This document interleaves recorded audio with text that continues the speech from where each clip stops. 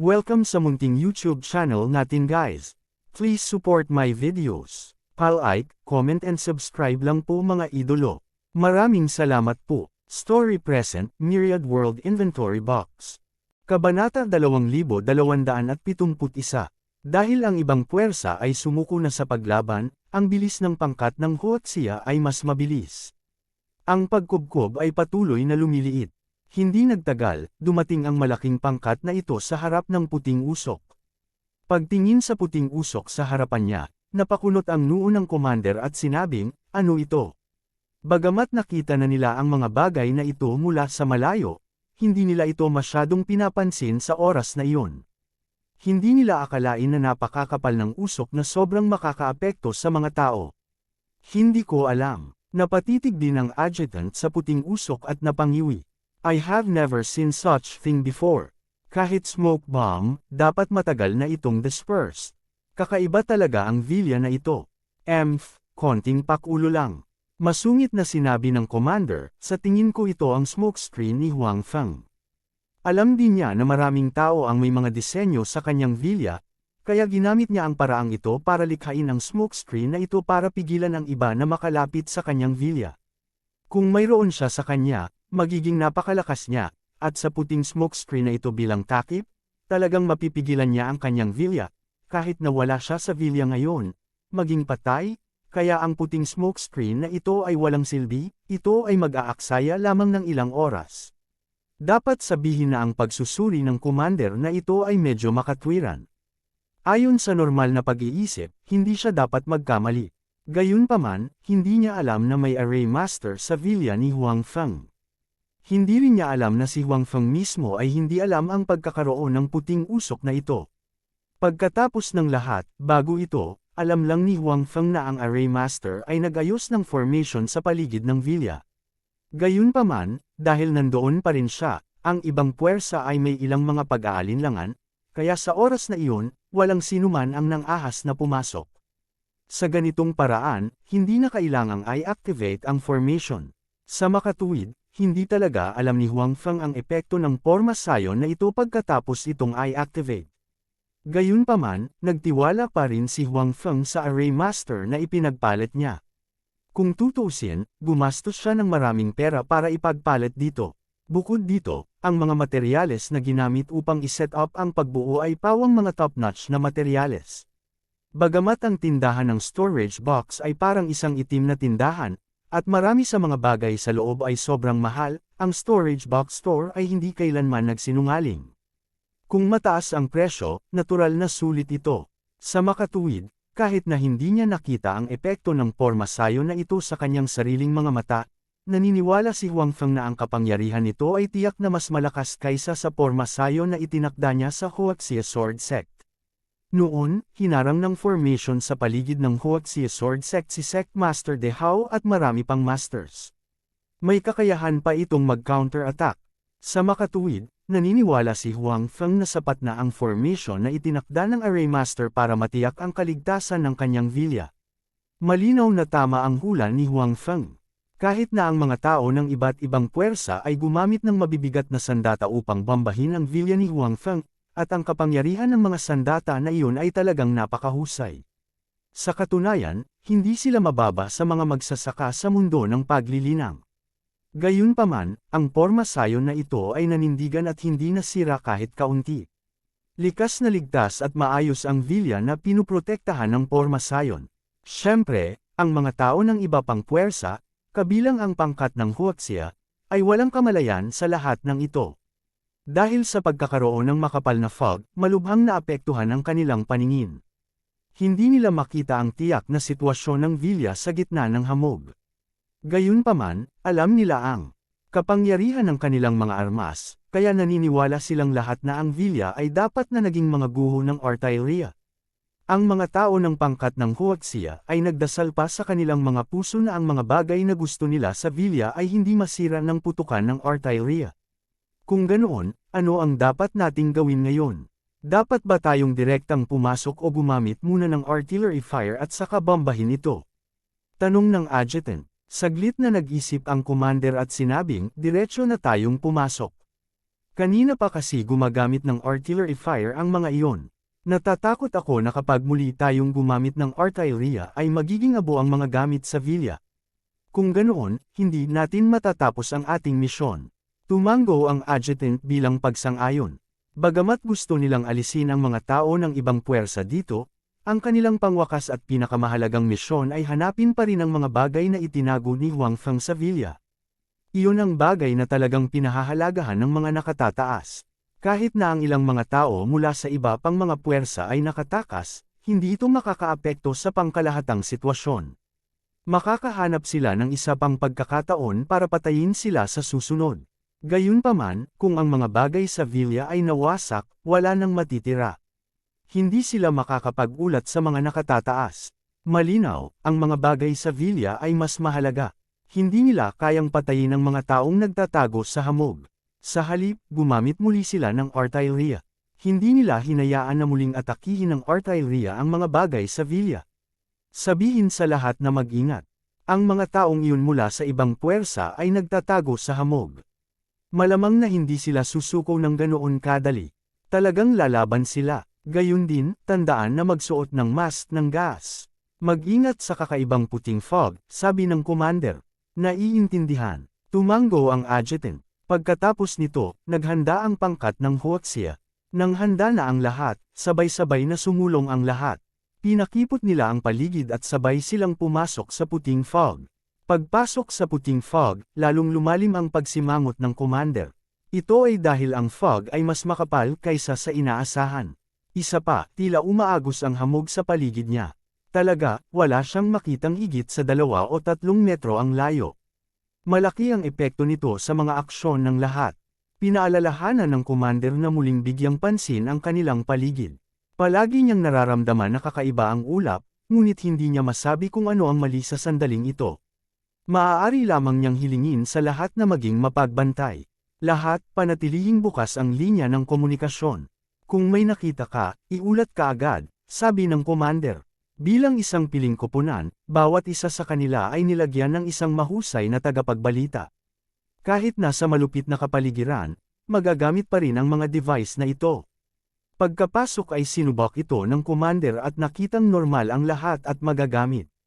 Kaya naman, bahagyang gamaan ang loob niya. Di nagtagal, napagtanto ng lahat na ang mga bagay ay hindi gaanong simple. Matapos maglakad ng ilang sandali sa hamog, talagang nawalan sila ng direksyon. Sa orihinal, bumuo sila ng isang pagkubkob.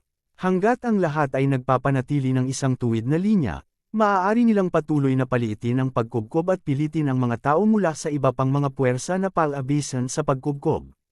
Kasabay nito, maaabot nila ang gitna ng puting fog, na siyang huling hantungan din nila, ang Villa ni Huang Feng. Gayunpaman, pagkatapos ng ilang sandali na paglalakad, ang ilan sa kanila ay talagang nagkita. Sa una, sila ay naglalakad sa isang tuwid na linya. Maliban kung naabot nila ang kanilang huling hantungan, hindi sila magkikita. Gayunpaman, ngayon, marami sa kanila ang direktang nakilala. Ito ay lubhang kakaiba. Xiao Liu, bakit ka nandito? Hindi ba sinabi ko sa'yong magpatuloy ka sa paglalakad?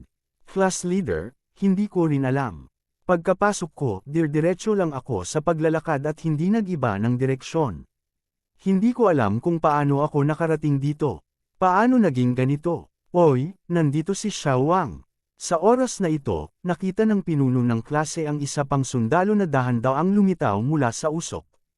Ang direksyon ng kanyang pag-usad ay nasa direksyon nila, dumiretso sa kanila.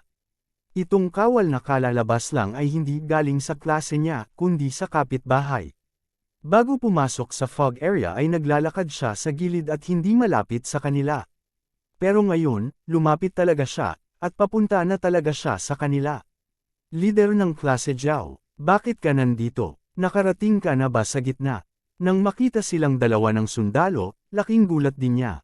Paano magkakaroon ng Villa dito?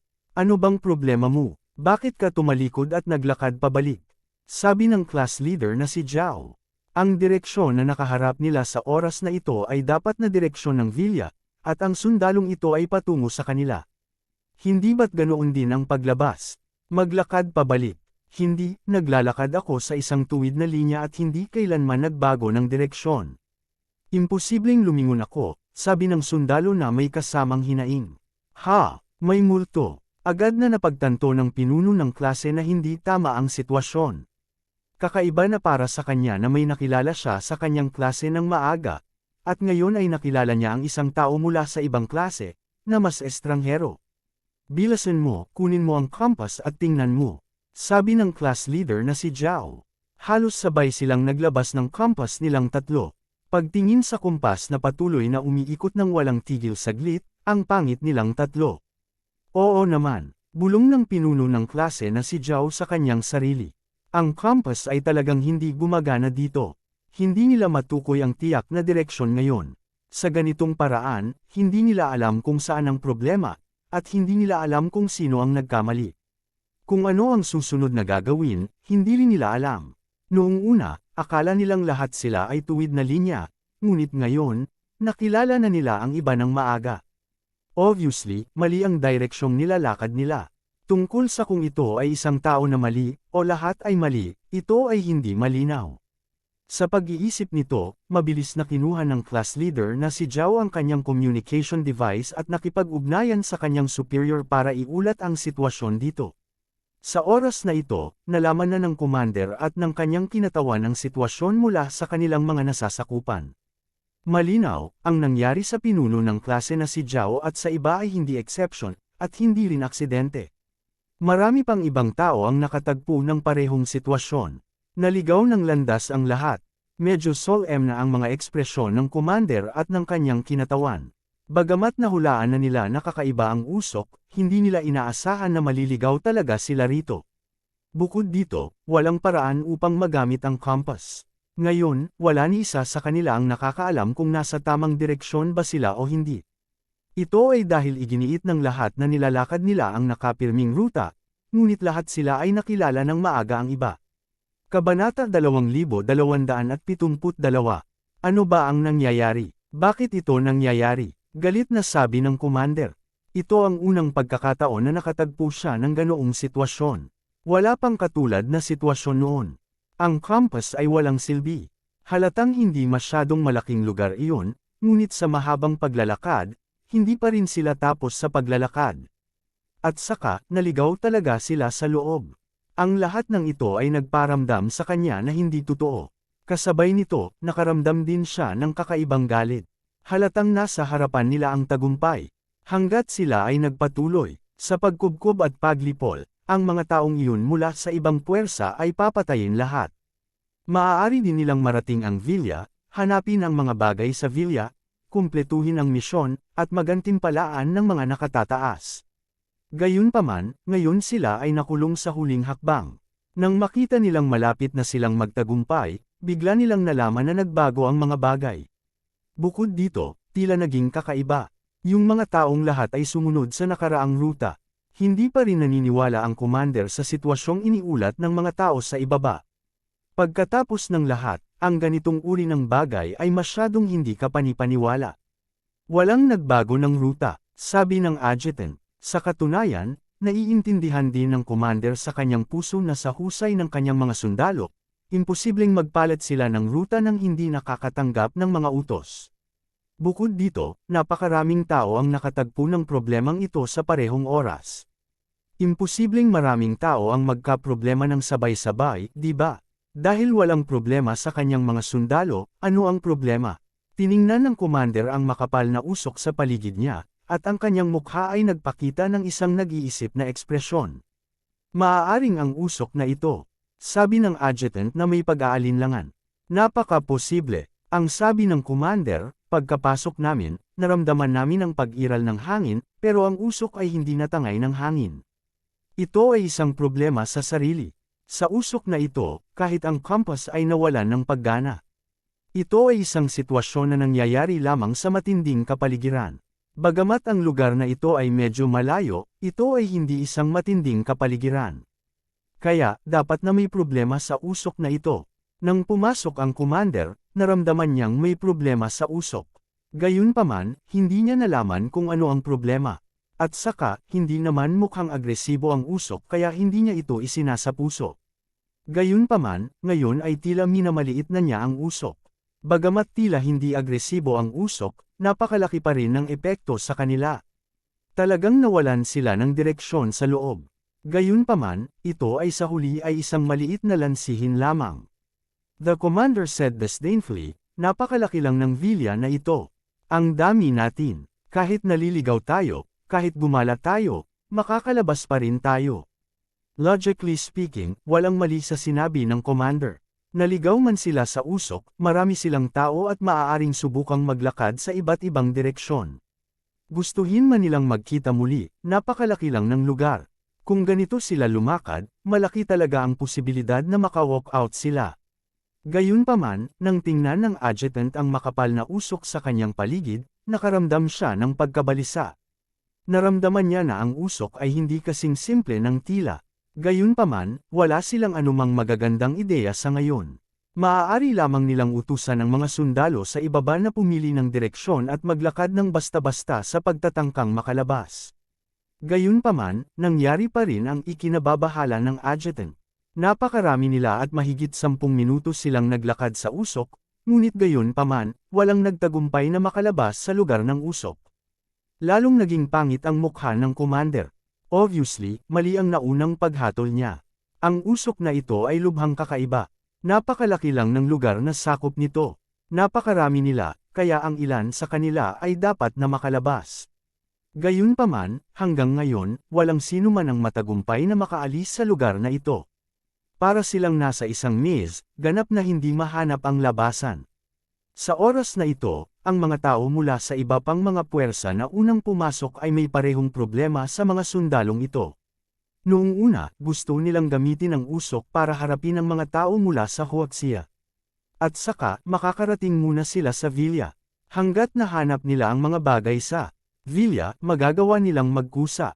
Sa oras na iyon, sa mga bagay na iyon sa kamay bilang, mga hostage, siguro, ang mga tao mula sa Huaxia ay hindi maglalakas loob na gumawa ng anuman sa kanila. Gayunpaman, nang pumasok sila sa lugar ng usok, nakita nila na ang sitwasyon ay tila hindi tulad ng iniisip nila. Gusto man nilang dumaan sa smoke area at pumasok sa Vilya, nalaman nilang hindi naman masyadong malaki ang smoke area. Maaaring tumagal lamang ng 1 o 2 minuto upang mabilis na dumaan sa lugar ng usok. Naglakad sila dito ng napakatagal at talagang hindi sila makaalis dito ng matagumpay. Sa oras na ito, napagtanto din nila ang panganib ng kasuklam-suklam na lugar na ito, ngunit huli na ang lahat. Gusto man nilang umatras ngayon, hindi nila mahanap ang labasan. Bagamat pabilog ang usok na lugar na ito, basta naglalakad sila sa gilid, may mga pasukan at labasan kung saan-saan. Gayunpaman, wala silang paraan upang mahanap ang mga lugar na iyon. Damn it, what the hell is this thing? Bakit ganito? May nagreklamo. Sa katunayan, ang ilan sa kanila ay pumasok na sa simula.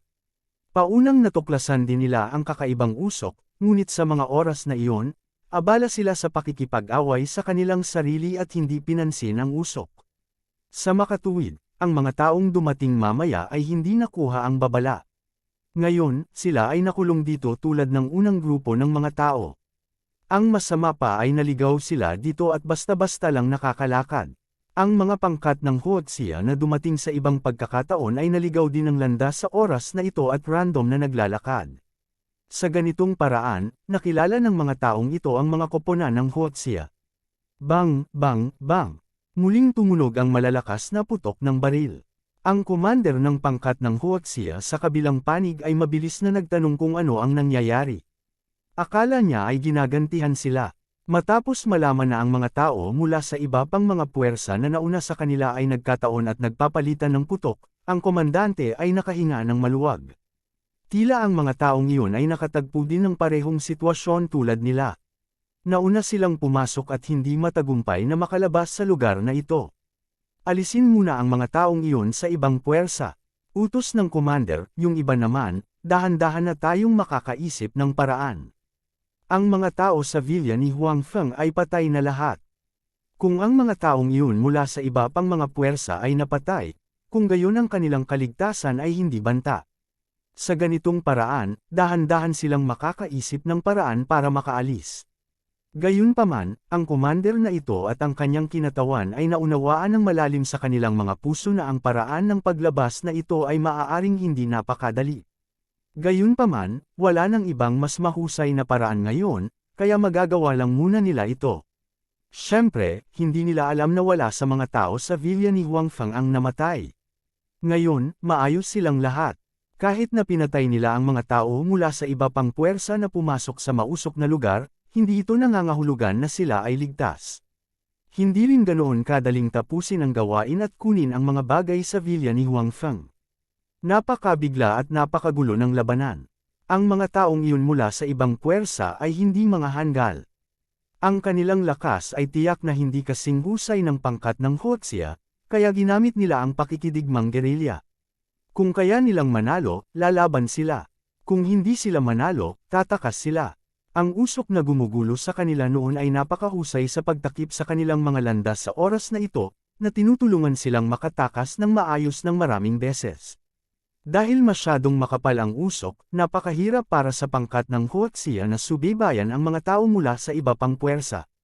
Kadalasan, pagkatapos ng paghabol ng ilang hakbang, ang mga tao mula sa iba pang puwersa ay tuluyang nawala. Bagamat ang mga tao mula sa iba pang mga puwersa ay madalas na nakakatakas mula sa pagkakasalubong ng pangkat ng Huoxia, tiyak na dahil sa usok kaya sila nawalan din ng direksyon. Sa makatuwid, madalas na tumatakbo, makakaharap nila muli ang mga tao mula sa pangkat ng Huoxia. Sa ganitong paraan, isa pang hindi may iwasang labanan ang magaganap. Sa makatuwid, dahil sa usok, ang pangkat ng Huoxia at ang mga tao mula sa iba pang puwersa ay nakulong sa isang matinding labanan. Magulo ang buong eksena, at lahat ng ito ay nakita ng mga tao sa villa ni Huang Feng. Kahit na ang mga alipin sa villa ni Huang Feng ay mawawalan din ng direksyon kapag sila ay nasa makapal na usok, nakikita nila ang lahat ng nangyari sa usok sa pamamagitan ng isang bagay na katulad ng mata ng Diyos, noong sila ay nasa villa. Gayunpaman, ang mga aliping ito ay nanunood lamang sa oras na ito. Wala silang balak na sumali. Maging ito ay ang koponan ng Huoxia o ang mga tao mula sa iba pang mga puwersa, lahat sila ay kanilang mga kaaway. Sa makatuwid, natural silang umaasa na ang mga taong iyon ay lalaban hanggang kamatayan. Kung sino ang mananalo, wala silang pakialam. Kahit na manalo ang isang panig sa huli at lipulin ang kabilang panig, hindi sila makakalabas sa mausok na lugar. Iyon ay isang kalituhan. Kung wala ang kanilang tulong, ang mga taong iyon ay hindi makakalabas sa maze. Sa makatuwid, hanggat ang mga tao mula sa iba pang mga puwersa ay pumasok sa lugar ng usok, hindi ito magiging madali upang makalabas maliban kung sila ay pabayaan ng mga alipin. Kung hindi, hindi makakalabas ang mga taong umaasa sa lugar ng usok. Ito rin ay isang epekto ng pagbuo na ito. Obviously, hindi pa alam ng mga taong nasa smoke area ang sitwasyon. Siyempre, higit sa lahat, may mga kalaban pa silang kakaharapin ngayon, kaya hindi na sila nagkaroon ng panahon para mag-isip ng husto. Dahil sa pagkakakilanlan ni Huang Feng, hindi direktang pinatay ng mga alipin sa kanyang villa ang mga tao mula sa koponan ng Huoxia, ngunit walang problema sa paghuli sa kanila. Sa oras na iyon, si Huang Feng ang magpapasya kung paano pakikitunguhan ang mga taong ito. Kabanata 2273. Ang buong mausok na lugar ay sobrang gulo dahil maraming puwersa ang naghalo dito. Maririnig ang mga putok ng baril kung saan-saan. Dahil ang mga taong nasa kalaliman nito ay nawalan ng direksyon, walang lugar na ganap na ligtas. Ang ilang mga tao ay maaaring biglang lumitaw kahit saan, kaya ito ay lubhang magulo. Ang mga tao sa villa ni Huang Feng ay nanatili sa villa upang manood ng palabas. Wala silang balak sumali. Una, hindi nila alam ang saloobin ni Huang Feng sa koponan ng Huoxia. Dagdag pa rito, hindi man sila mahina, kapag nakapasok na sila sa mausok na lugar, maaapektuhan sila ng usok at makakaharap din ng panganib. Sa pagkakataong iyon, malaki ang posibilidad na magkakaroon ng mga casualty. Kaya naman, mas mabuting manatili sa labas at manood ng palabas. Anyway, hindi naging madali para sa mga tao na makaalis sa mausok na lugar. Sa oras na ito, masama ang tingin ng commander ng pangkat ng Huoxia na pumasok sa mausok na lugar. Bagamat napagtanto na niya na napakadelikado sa mausok na lugar, hindi niya inaasahan na ganito pala ito kadelikado. Sa lugar na ito, ang bentahe ng bilang ng mga tao ay hamina ng husto. Ang mainstream ay lumaban sa maliliit na koponan dahil masyadong makapal ang usok. Hanggat sila ay umatras ng kaunti, maaari silang makalabas sa labanan. Bukod dito, dahil masyadong makapal ang usok, hindi sila nang ahas na bumaril ng kusak para maiwasang masaktan ang sarili nilang mga tao. Sa oras na ito, ang pagkakaroon ng mas maraming tao ay isang disadvantage dahil mas maraming tao, mas mataas ang posibilidad na tamaan ang kanilang sariling mga tao. Sa makatuwid, maliban kung ang target ay malinaw, hindi sila magbabaril ng random. Kadalasan, maaari lamang silang gumamit ng malamig na mga sandata. Ang mga tao mula sa iba pang mga puwersa ay walang masyadong dapat ipag-alala.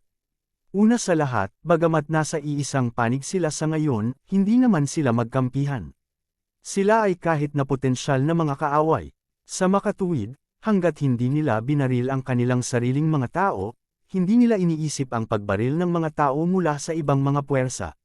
Sa makatuwid, maaari silang mag-shoot ng matapang sa mausok na lugar nang walang masyadong maraming aksidente. Ang commander ng pangkat ng Huaxia ay nasa masamang kalagayan dahil sa sitwasyong ito.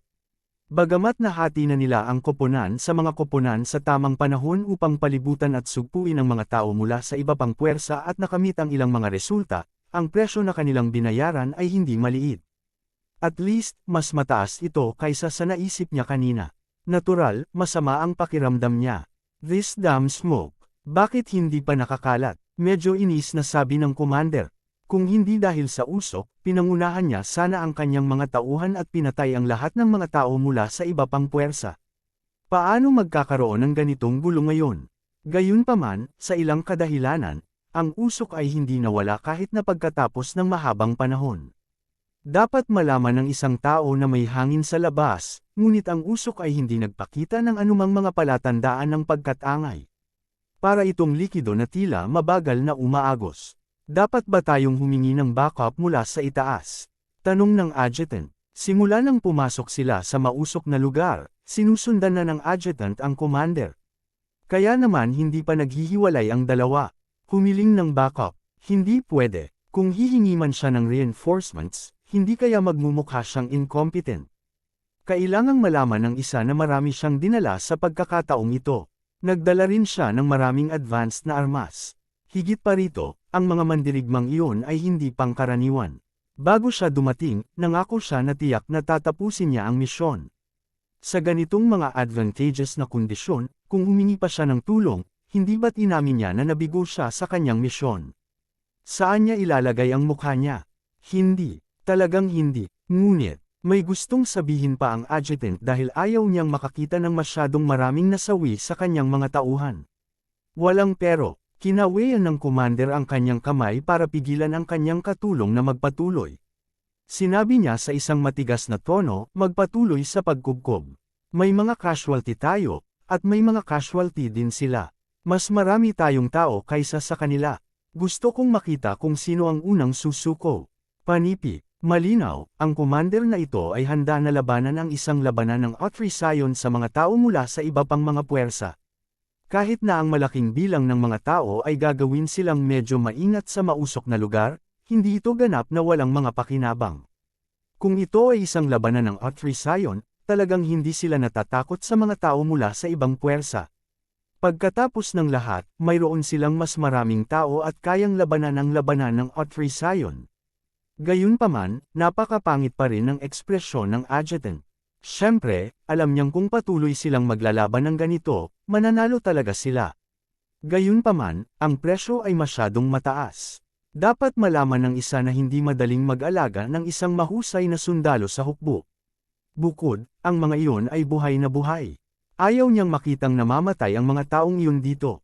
Kaya naman, matapos tanggihan ng kanyang superior ang kanyang mungkahi, hindi sumuko ang adjutant. Sa halip, lihim siyang nakahanap ng pagkakataon na iulat ang sitwasyon dito, na nilampasan ng kanyang superior at direktang. Nag-uulat nito, humiling ng tulong. Bagamat ayaw aminin ng adjutant ang pagkatalo, sa kanyang palagay, halatang hindi kasing halaga ng buhay ng mga sundalong iyon ang kanyang mukha. Sa oras na ito, hindi ito ang oras para pakialaman ang mukha. Hindi nagtagal, naipasa ang balitang ito. Dahil ang big shots ay binibigyang pansin ang bagay na ito, mabilis na pumasok sa kanilang mga tainga ang ulat ng adjutant. Ano, problema nila, humingi ng tulong. Nagulat na sabi ng isang big shot. Dapat malaman ng isang tao na upang ganap na maalis ang mga tao mula sa iba pang puwersa na nakalusot sa Huaxia at makuha ang mga bagay sa villa ni Huang Feng, handa silang mabuti. Ito ang Huaxia, ang kanilang tahanan. Naturally, hindi dapat magkaroon ng anumang mga problema. Gayunpaman, hindi nila inaasahan na ang kanilang hinihintay ay hindi ulat ng tagumpay mula sa harapan, kundi isang paghingi ng tulong. Ito ay natural na ikinagulat nila. Ano yun? Sabihin mo sa amin ng detalyado. Diretsyong sabi ng isa pang big shot. Sa makatuwid, ang taong dumating upang iulat ang balita ay nagulat ng adjutant na salita para sa salita. Bakit may kakaibang usok, kahit ang hangin ay hindi kayang tanggihan? Matapos makinig sa ulat, sa wakas ay naunawaan na ng Big Boss ang nangyayari. Sa huli, humihingi ng tulong ang mga nasa ibaba hindi dahil hindi nila kayang talunin ang mga taong galing sa ibang puwersa, kundi dahil sa kakaibang usok. Ito ay naging mas madali para sa kanila na tanggapin. Ang usok ay dapat na may kaugnayan kay Huang Feng. Ang batang iyon ay may maraming mahiwagang bagay. Isa pa ay hindi isang malaking bagay. Ang isa pang malaking shot ay mahinahong tinanggap ang katotohanan ito. Totoo yun, sabi ng malaking pagbaril. Dahil humihingi sila ng tulong, ipadala ang mga tao. Siguraduhing patayin ang mga taong iyon. Huwag hayaang makatakas ang sinuman sa kanila. Dagdag pa rito, ibalik ang lahat ng mga bagay sa villa ni Huang Feng. Lalo akong nagiging curious sa mga bagay sa villa ni Huang Feng, sabi ng big shot sa tabi niya. Ang iba ay may katulad na pag-iisip. Sa pagkakataong ito, determinado silang kunin ang mga bagay sa villa ni Huang Feng. May mga aksidente man ngayon, hindi nagbago ang isip nila. Bukod dito, hindi nila akalain na may ibang makakakuha ng mga bagay na iyon maliban sa kanila. Bagamat sumang-ayon siya sa aksyong ito, nakaramdam siya ng kaunting guilty at nadama na hindi tama na salakayin ang villa ni Huang Feng at ang mga taong iniwan niya sa ilang sandali pagkatapos ng kanyang kamatayan. Bagamat alam din niya na ito ang pinakatamang paraan para gawin ito, patay na si Huang Feng. Pagkatapos, kailangan niyang maghanap ng bagong may-ari para sa kanyang mga gamit. Malinaw na mas mabuting mahulog sa kanilang mga kamay kaysa mahulog sa kamay ng mga dayuhang puwersang iyon. Mabilis na ipinadala ang pangkat ng suporta. Dahil may usok sa pinangyarihan, ilang helicopter ang ipinadala para sumuporta sa pagkakataong ito. Anong tunog yan? Hindi nagtagal ay narinig ng kasalukuyang commander ang tunog ng helicopter. Helicopter ba iyon? Bakit may helicopter dito? Panipi, ito ang naging bentahe ng pagiging host. Ang bilis ng ipinadalang suporta ay napakabilis, at ang mga taong iyon mula sa ibang puwersa, kahit na gusto nilang sumuporta, walang makakarating dito sa ganoong kaikling panahon. Ako ang humingi ng suporta sa itaas. Sa puntong ito, hindi na ito itinago ng adjutant. Wala nang kwenta kung itago pa, ayokong makakita ng masyadong maraming casualties dito. Ikaw, sino ang nagtanong sa iyo na magulat ng mas mataas sa iyong ranggo? Inilalagay mo pa ba ako sa iyong mga mata? Biglang galit na tumingin ang commander sa kanyang adjutant. Bagamat alam ng commander sa kanyang puso na ang paghingi ng suporta ngayon ay ang pinakamahusay na paraan, ayaw niyang aminin ang kanyang pagkabigo dahil sa kanyang mukha. Ngayon, ang kanyang adjutant ay talagang nilampasan siya at direktang humingi ng suporta mula sa itaas. Ito ay natural na nagpagalit sa commander. Pakiramdam niya ay hinahamon ang kanyang awtoridad. Handa akong tanggapin ang anumang parusa. Nagkusa ang adjutant na sabihin. Alam din niya na ang pag-uulat na mas mataas sa kanyang ranggo ay isang napakabawal na bagay, kaya hindi niya piniling mag-quibble. Maghintay hanggang sa bumalik kami. Malamig na bumantong hininga ang commander. Sa ganitong uri ng kapaligiran, natural na wala siyang magagawa sa kanyang adjutant, ngunit pagkatapos niyang bumalik, hindi niya nais na pabayaan ang kanyang adjutant ng madali. Kung hindi, kung gagawin ito ng lahat sa hinaharap, nasaan ang kanyang awtoridad? Nakita ng adjutant ang mukha ng kanyang superior at alam niya kung ano ang iniisip ng kabilang partido, ngunit wala siyang masyadong pakialam. Bagamat siya ang adjutant ng kabilang partido, hindi ibig sabihin na wala na siyang kapangyarihan. Kung gusto siyang parusahan ng kabilang partido, wala talaga siyang gagawin. At saka, kahit talagang parusahan siya, hindi niya ito pagsisisihan. Bago magulat, pinag-isipan na niya ito ng mabuti. Maya-maya, umalangaw-ngaw ang tunog ng mga helicopter sa pandinig ng lahat sa mausok na lugar. Alam ng lahat na may mga helicopter na darating, at mayroong higit sa isa. Kabanata 2274. Nang marinig ang tunog ng helicopter, ang mga tao mula sa Huaxia ay nasa sabik. Kahit na hindi nila makita kung ano ang hitsura ng helicopter, ito ay Huaxia kung tutusin, kaya malaki ang posibilidad na ito ay kanilang sariling mga tao. Sa kabilang banda, mas nataranta ang mga tao mula sa ibang puwersa dahil alam nila sa kanilang mga puso na sa oras na ito, imposibleng magkaroon sila ng kahit anong suporta, lalo pa ang mga helicopter na umalalay sa kanila. Kahit may mga helicopter na gustong sumama, hindi sila makakarating dito. Sa makatuwid, malinaw na ang mga helicopter na iyon ay talagang hindi nila mga tao. Bagamat mawawalan sila ng direksyon sa kailaliman ng usok, hindi nila alam kung makikita sila mula sa itaas ng langit. Kung makikita sila, halatang hindi ito magandang balita para sa kanila. At saka, kung may paraan ang mga helicopter na iyon para magbuga ng usok, wala rin silang magandang ending. Noong una, hindi sila makapaghintay na mawala ang usok para makapasok sila sa villa ni Huangfeng para maghanap. Ngunit ngayon, ang usok ay naging kanilang proteksyon, kaya natural na ayaw nilang mabuga ang usok.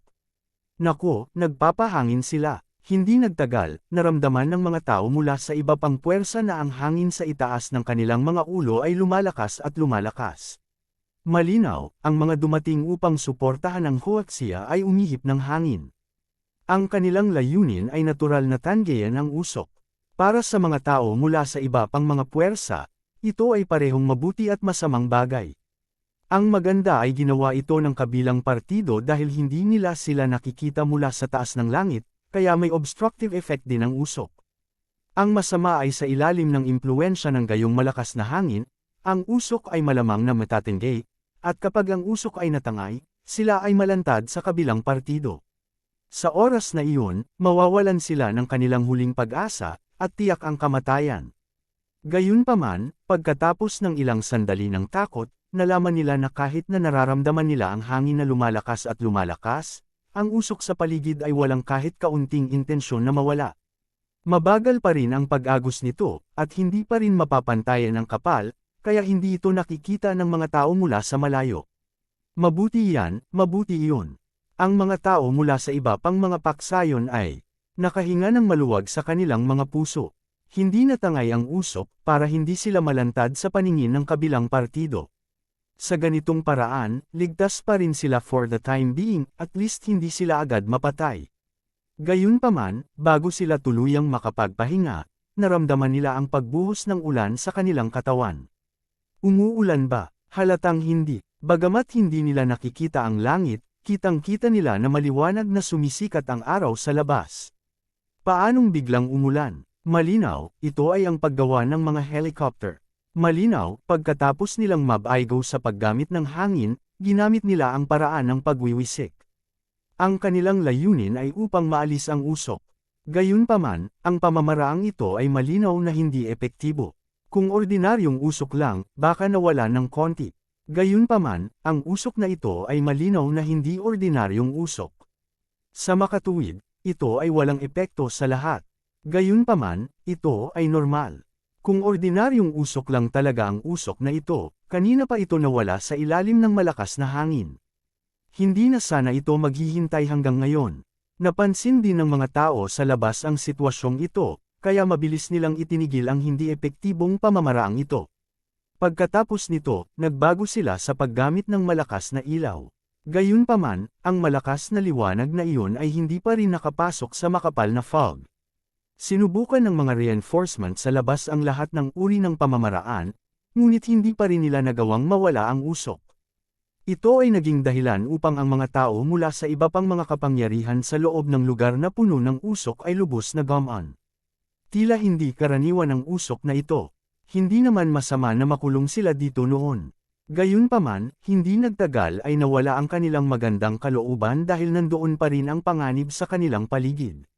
Ang mga tao mula sa pangkat ng Huaxia ay nasa paligid pa rin nila. Maaaring sumiklab ang away anumang oras. Hindi kumalat ang usok, ngunit napigilan lamang ito na maalis agad. Ang panganib ay naroon pa rin. Kasabay nito, ang usok na ito ay talagang kakaiba. Sila ngayon ay malalim na nakulong dito. Napakahirap din para sa kanila na makalabas.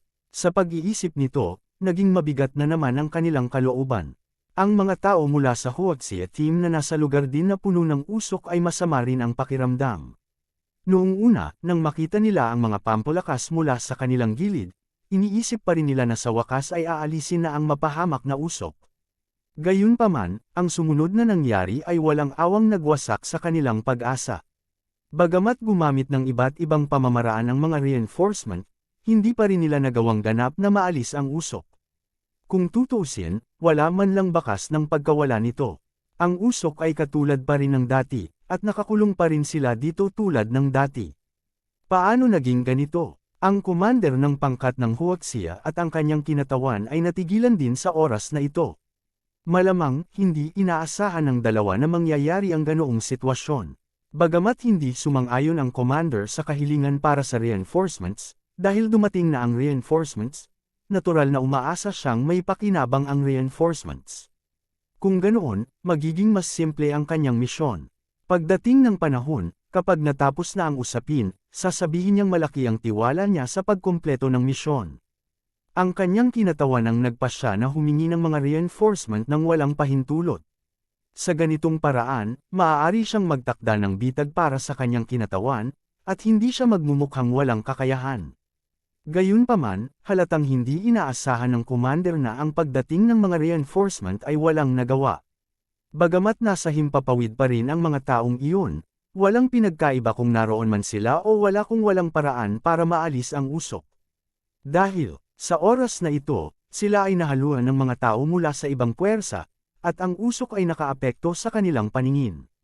Sa makatuwid, kahit na ang mga reinforcements ay may kalamangan sa pagiging nasa himpapawid, hindi sila maaaring umatake sa kalooban. Kung hindi, malaki ang posibilidad na matamaan nila ang sarili nilang mga tao, lalo na kapag mas marami sila. Malamang na hindi nila tatamaan ang mga tao mula sa ibang puwersa, ngunit magdudulot ng matinding pagkalugi sa kanilang sariling panig. Halatang naintindihan ng mga reinforcement ang sitwasyong ito, kaya pagdating pa lang dito ay naglinis muna sila ng usok dito para maibalik ang kanilang paningin. Gayunpaman, malinaw na nabigo sila. Ang usok na ito ay mas mahirap harapin kaysa sa naisip nila noon. Kahit na sinubukan nila ang maraming mga pamamaraan, hindi sila gumana. At hanggat naroon pa ang usok, ang mga pampalakas sa hangin ay walang pinagkaiba sa mga dekorasyon. Hindi nila direktang matulungan ang mga tao sa ibaba. Nabigla rin ang deputy sa oras na ito. Siyempre, alam niya ang kahalagahan ng pag-alis ng usok, ngunit hindi niya inaasahan na ang usok na ito ay napakahirap harapin. Nakipagsapalaran siya na masaktan ang kanyang superior para humingi ng tulong, ngunit sa huli, talagang nasaktan niya ang kanyang superior, at ang mga reinforcement na ipinadala ng superior ay walang nagawa. Hindi ba ito nagkakahalaga ng pagkawala? Siyempre, hindi niya inisip kung worth it ba ito ngayon. Naisip niya na kung hindi maalis ang usok, maaari na lamang nilang labanan ang mga tao mula sa ibang puwersa sa usok tulad ng dati. Ito ay malinaw na hindi magandang balita para sa kanila, dahil sa kasong iyon, kahit napatayin nila ang lahat ng mga tao mula sa iba pang mga puwersa sa huli, ang mga nasawi ay hindi magiging maliit. Bukod dito, kung hindi maalis ang usok, tila wala silang paraan upang makalabas. Dati, sinubukan nila ng maraming beses, ngunit walang paraan upang umalis sa lugar na ito ng usok. Noong una, inakala nila na sa tulong ng labas ng mundo, makakaalis sila ng maayos sa lugar na ito ng walang usok. Ngayon, tila hindi ganoon kadali ang mga bagay. Pumunta muna kayo sa gitna ng usok, pababain ang mga tao, pumasok sa villa, at hanapin ang mga gamit sa villa. Sa oras na ito, sinabi ng commander sa mga reinforcements. Bagamat dumating ang mga reinforcement na ito ng maglaon, kailangan pa rin nilang tanggapin ang utos ng commander. Kung tutuusin, pinakamataas ang posisyon niya rito. At halatang takot ang commander na ito na ang mga tao mula sa ibang puwersa ay umalis muna sa smoke area at pumasok sa villa. Kahit na ang mga taong iyon ay napapaligiran na, at kahit na nakuha nila ang mga bagay sa villa ni Huang Feng, walang paraan upang umalis kasama ang mga bagay na iyon. Gayunpaman, ang commander na ito ay halatang natatakot na ang mga taong iyon ay lalaban hanggang kamatayan. Malinaw na alam ng mga taong iyon ang kanilang sitwasyon, at natatakot siyang sirain nila ang mga bagay sa villa ni Huang Feng kapag nalaman nilang walang paraan upang makumplito ang misyon. Sa kasong iyon, kahit na pinatay niya silang lahat sa huli, walang paraan upang makumplito ang misyon. At maliwanag na hindi ito ang gustong tanggapin ng commander. Ang mga bagay sa villa ni Huang Feng ang pinakamahalaga. Naunawaan din ng representante ng commander ang iniisip ng kanyang superior, at hindi niya maiwasang humanga sa kanya. Bagamat mayroon siyang ilang mga opinyon tungkol sa mga aksyon ng kanyang superior, lubos siyang sumang-ayon sa utos ng commander. Bukod dito, ang pag-aalala na ito ay hindi nararapat. Masyadong kakaiba ang mausok na lugar na ito. Marahil ang mga taong iyon mula sa ibang puwersa ay biglang lumabas at pagkatapos ay papasok sa villa na may ideya na basagin ang isang garapon at sirain ang mga bagay sa loob. Kapag dumating ang oras na iyon, talagang mahuhuli sila na hindi handa. Ang mga taong iyon mula sa helicopter rescue team, pagkatapos matanggap ang utos ng commander, ay tumalikod at pumunta sa gitna ng smoke area, naghahanda na magpadala ng ilang tao doon upang hanapin ang mga bagay sa villa ni Huang Feng. May makapal na hamog dito, at hindi natin masyadong makita. Sigurado ka bang nandito ito? Ang mga tao sa helicopter ay tumingin sa makapal na fog sa ibaba at sinabi na may kaunting katiyakan. Ang taas ng usok ay hindi masyadong mataas. Mga 30 metro lang iyon. Ang helicopter ay lumipad ng mas mataas kaysa sa taas na ito, kaya nang tumingin sila sa paligid, hindi ito nakakaapekto sa kanilang paningin. Ngunit nang tumingin sila sa ibaba, wala silang makita. Kabanata 2275. Ang helicopter ay patuloy na umiikot sa kalangitan upang matukoy ang lokasyon. Mula sa mga tao sa ibaba, nalaman na ng mga taong sakay ng helicopter na kapag nakapasok na sila sa mausok na lugar, madali itong maligaw at hindi na maka-walk out. Sa makatuwid, kung nais nilang pumasok sa villa, kailangan nilang gumawa ng isang tumpak na landing. Kung hindi, sa sandaling mapunta sila sa ibang lugar, malamang na walang paraan upang maabot ang lugar ng villa dahil sa usok. Gayunpaman, dahil sa makapal na hamog, hindi malinaw na makita ng mga tao sa eroplano ang sitwasyon sa ibaba. Malalaman lamang nila ang tinatayang lokasyon ng villa mula sa bibig ng commander, ngunit ito ay malinaw na hindi sapat. Kung nagkaroon ng kaunting paglihis, maaaring makulong sila sa hamog. Buti na lang at maraming helicopter sa pagkakataong ito. Ang mga tao sa mga helicopter ay malinaw na nagbigay ng malaking kahalagahan sa bagay na ito. Matapos matanggap ang kahilingan para sa tulong, nagpadala sila ng maraming tao. Sa makatuwid, pagkatapos ng pag-ikot sa kalangitan ng ilang sandali, wala pa ring paraan upang tumpak na mahanap ang lokasyon ng villa. Ang mga rescue people ay inihanda na gumawa ng multi-person landing sa parehong oras sa paligid ng lokasyon na sinabi ng commander. Sa ganitong paraan, kahit na may nagkamali at hindi nakapasok sa villa area, dahil sa napakaraming tao at napakaraming lugar na mapagpipilian, may makakarating din sa villa kalaunan. Matapos kumpirmahin ang plano, ang mga tao sa mga helicopter ay nagsimulang maghagis ng mga lubad. Pagkatapos nito, nagsimulang lumapag ang mga ganap na armadong sundalo mula sa mga helicopter. Hindi nagtagal, pumasok sila sa mausok na lugar.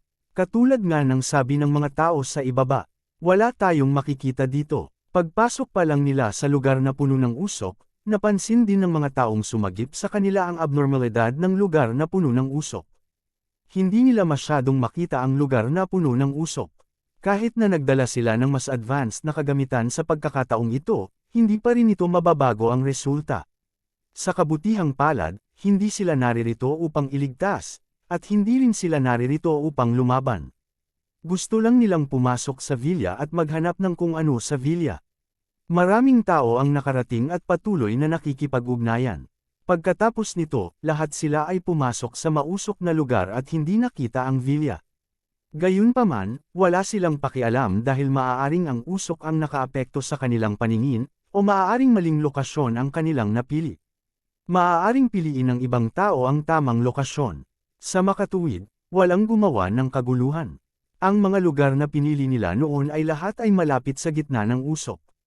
Kahit may mali, siguradong may papasok sa villa. Iulat ng lahat ang sitwasyon. Ang boses ng pinuno ng pangkat ay nagmula sa aparato ng komunikasyon. Pagpasok sa mausok na lugar, walang nakitang kaaway, walang nakitang target na villa. Walang natuklasan sa ngayon, walang panganib, napakakapal ng usok, wala pa tayong nahahanap. Ang unang batch ng mga sundalo na dumaong ay mabilis na nagulat ng kanilang sariling mga sitwasyon. Magkatulad ang sitwasyon ng lahat, at sa ngayon, walang nakatuklas. Manatiling alerto sa lahat ng oras. Kung may mahanap ka, ay report ka agad. Sabi ng kapitan. Oo, Ginoo. Ang aparato ng komunikasyon ay napuno ng mga tugon. I wonder what's going on over there, nag-aalalang sabi ng adjutant sa loob ng usok. Ang daming darating para tumulong. Hindi naman magiging problema ang pagpasok sa villa. Sinabi ng commander, ngayon, ang kailangan nating gawin ay lipulin ang mga sinumpa na tao mula sa ibang mga paksayon. Tumango ang adjutant. Sa puso niya, talagang naniniwala siya na matagumpay na makapasok sa villa ang mga dumating para sumuporta. Kung mahahanap nila ang mga bagay na gusto nila sa villa, iyon ay ibang bagay sa kabuuan. Pagkatapos ng lahat, ang villa ay nakaranas na ng isang round ng artillery fire. Walang nakakaalam kung nawasak ang mga gamit sa villa o hindi. May tao dito. Sa pagkakataong ito, biglang nagulantang ang adjutant na may iniisip pa rin. Matagal na siyang nasa larangan ng digmaan, kaya hindi mababa ang pagiging alerto niya. Kaya naman nang may lumapit na tagalabas ay agad niya itong natuklasan. Sa tabi ng adjutant at komandante, ang mga sundalo na responsable para sa kanilang kaligtasan ay halos agad na pumihit at tumungo sa direksyon ng kilusan. Dahil sa mausok na lugar, wala man lang sense of direction. Ngayon lang, may mga biglang sumulpot sa paligid ng mga taong ito. Ang ilan ay kanilang sariling mga tao, at ang ilan ay mga tao mula sa ibang mga paksayon. Lahat sila ay hindi sinasadyang gumala dito dahil nawala sila. Dati, may ilang sitwasyon na halos saktan nila ang sarili nilang mga tao. Buti na lang iba ang damit sa magkabilang gilid at iba ang kulay ng balat. Sa makatuwid, kahit na ito ay medyo mapanganib, ito ay itinuturing na ligtas sa huli. Walang mga sitwasyon kung saan ang kanilang sariling mga tao ay umatake sa kanilang sariling mga tao. Ngayon, nakita nilang may papalapit na naman. Ang lahat ay mapagbantay sa unang sandali, ngunit hindi agad sila bumaril dahil narinig lamang nila ang paggalaw, ngunit hindi nakita ang figure. Sa makatuwid, hindi pa rin sila sigurado kung ang tao ay kanilang mga tao o ang kaaway. Natural, hindi sila nang ahas na bumaril sa kalooban. Gayunpaman, kahit na hindi sila bumaril, ang mga nerbiyos ng lahat ay tensyonado na. Ang mga muzzle ay nakatutok din sa lugar kung saan nagkaroon ng paggalaw.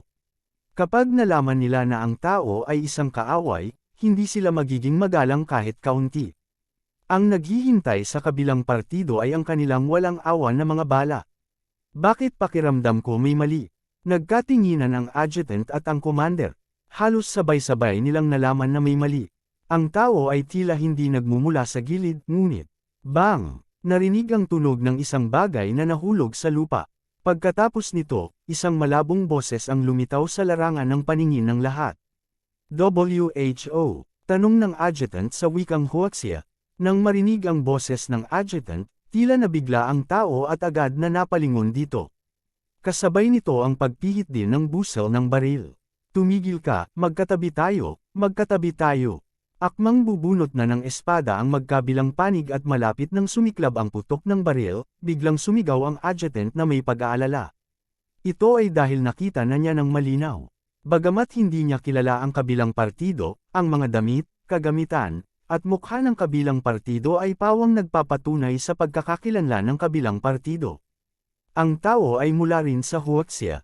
Sa makatuwid, nagsalita siya sa oras at pinigilan ang pagsiklab ng labanan sa pagitan ng dalawang panig.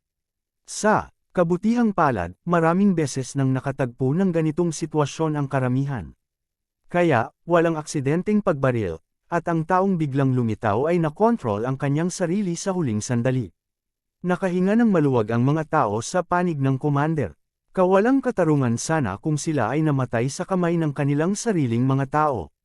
Buti na lang at mabilis ang reaksyon ng kabilang partido. Ang commander at ang iba ay hindi masyadong nagulat sa sitwasyong ito. Inisip na lang nila na ang taong nagpakita ngayon ay kapareho ng mga taong sumulpot sa harapan nila dahil naligaw sila ng landas. Akala nila ang taong ito na lumitaw ngayon ay isang taong sumunod sa kanila sa mausok na lugar dahil naligaw sila ng landas.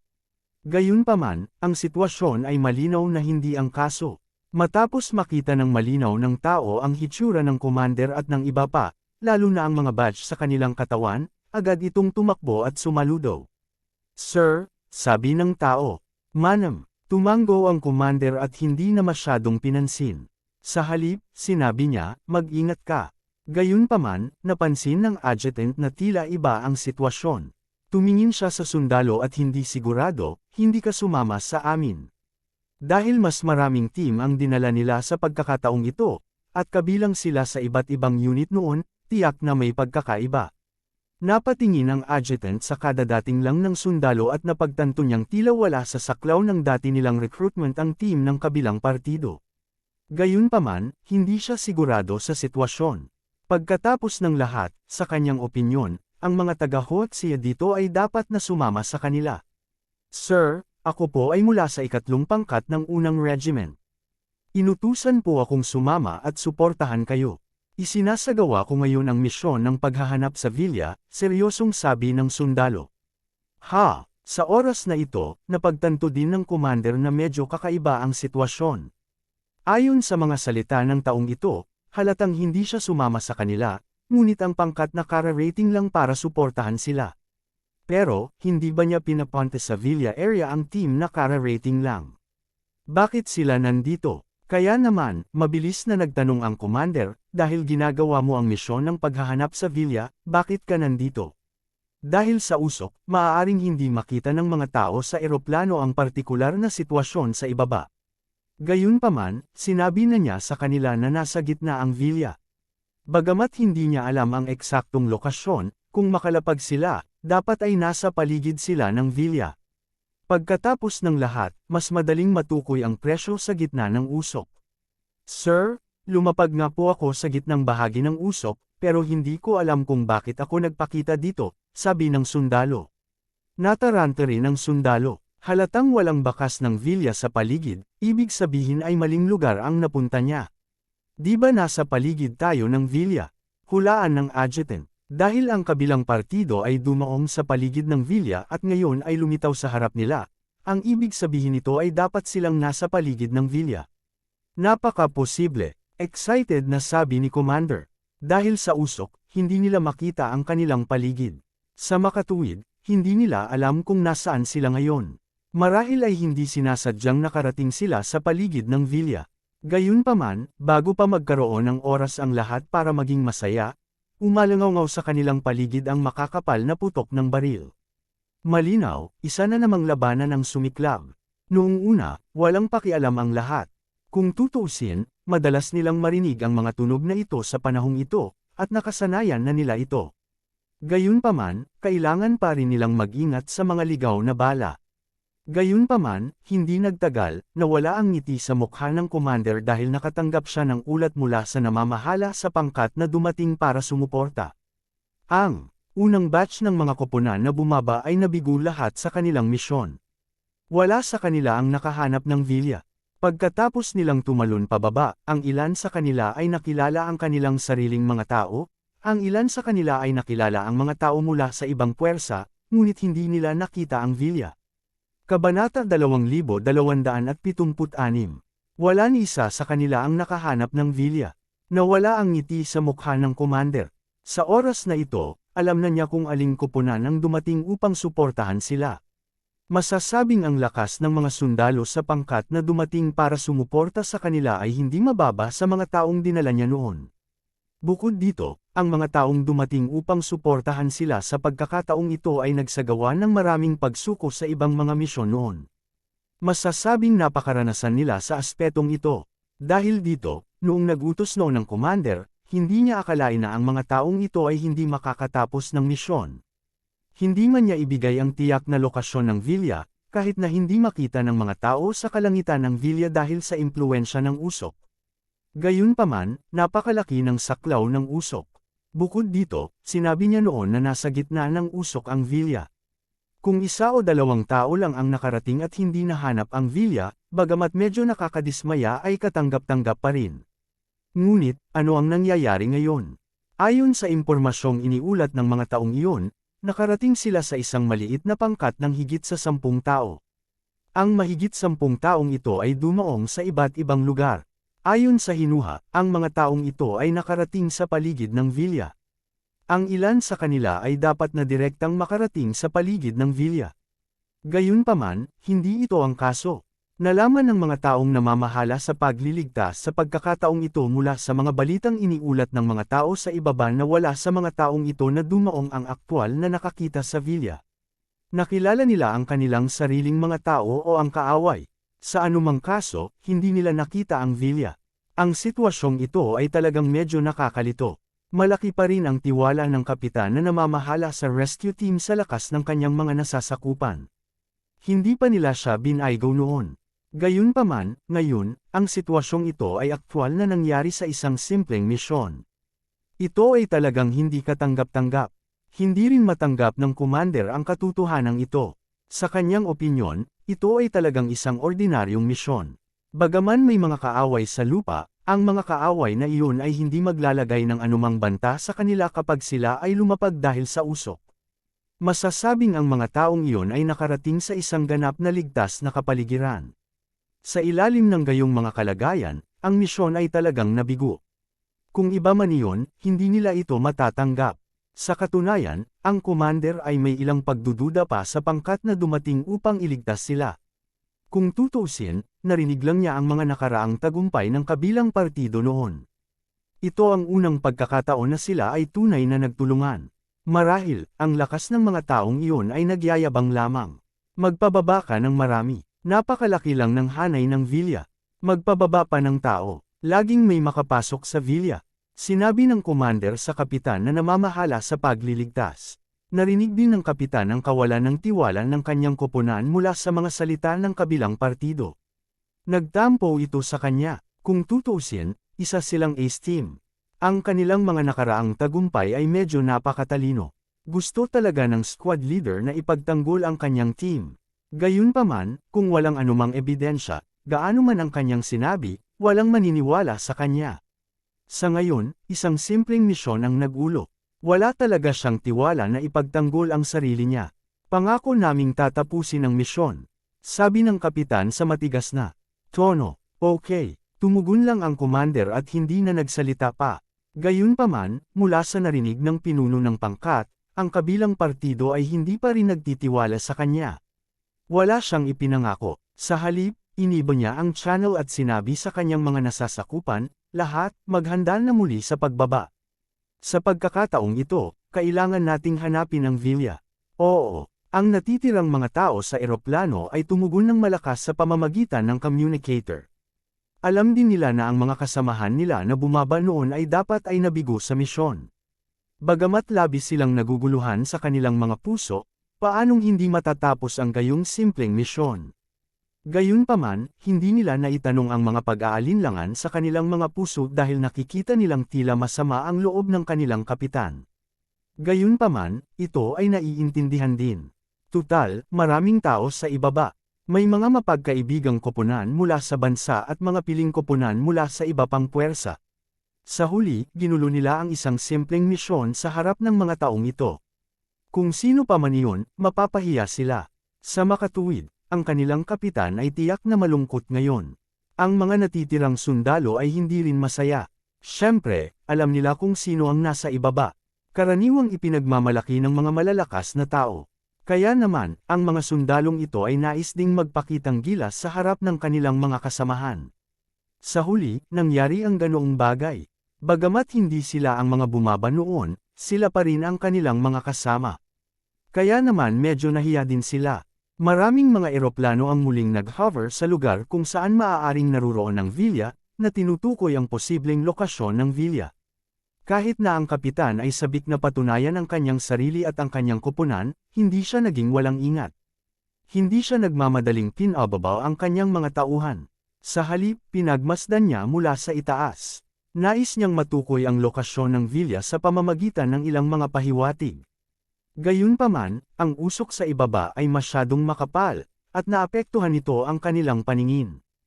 Hindi nila makita ang sitwasyon sa ibaba, at hindi maalis ang usok. Nakakainis talaga. Gusto pa nga ng team leader na gamitin ang satellite para tumulong sa paghahanap ng lokasyon, ngunit hindi pa rin ito gumana. Sa huli, nakaisip din ng paraan ang kapitan. Iyon ay upang makipag-ugnayan sa construction team ng villa area. Mula sa kanila, nalaman niya ang eksaktong lokasyon ng villa ni Huang Feng. Sa wakas nahanap na rin kita. Tingnan natin kung paano ka makakapagtago sa pagkakataong ito. Matapos matukoy ng kapitan ang tiyak na lokasyon ng villa, siya ay lubos na nasa sabik. Mas confident siya sa misyong ito. Lahat, humanda. Malakas na utos ng kapitan. Sa katunayan, ang lahat ng kanyang mga tauhan ay naghahanda para sa panahong ito at naghihintay ng kanyang order. Sinabi ko na sa iyo ang lokasyon ng villa. Ito ay nasa ibaba lamang.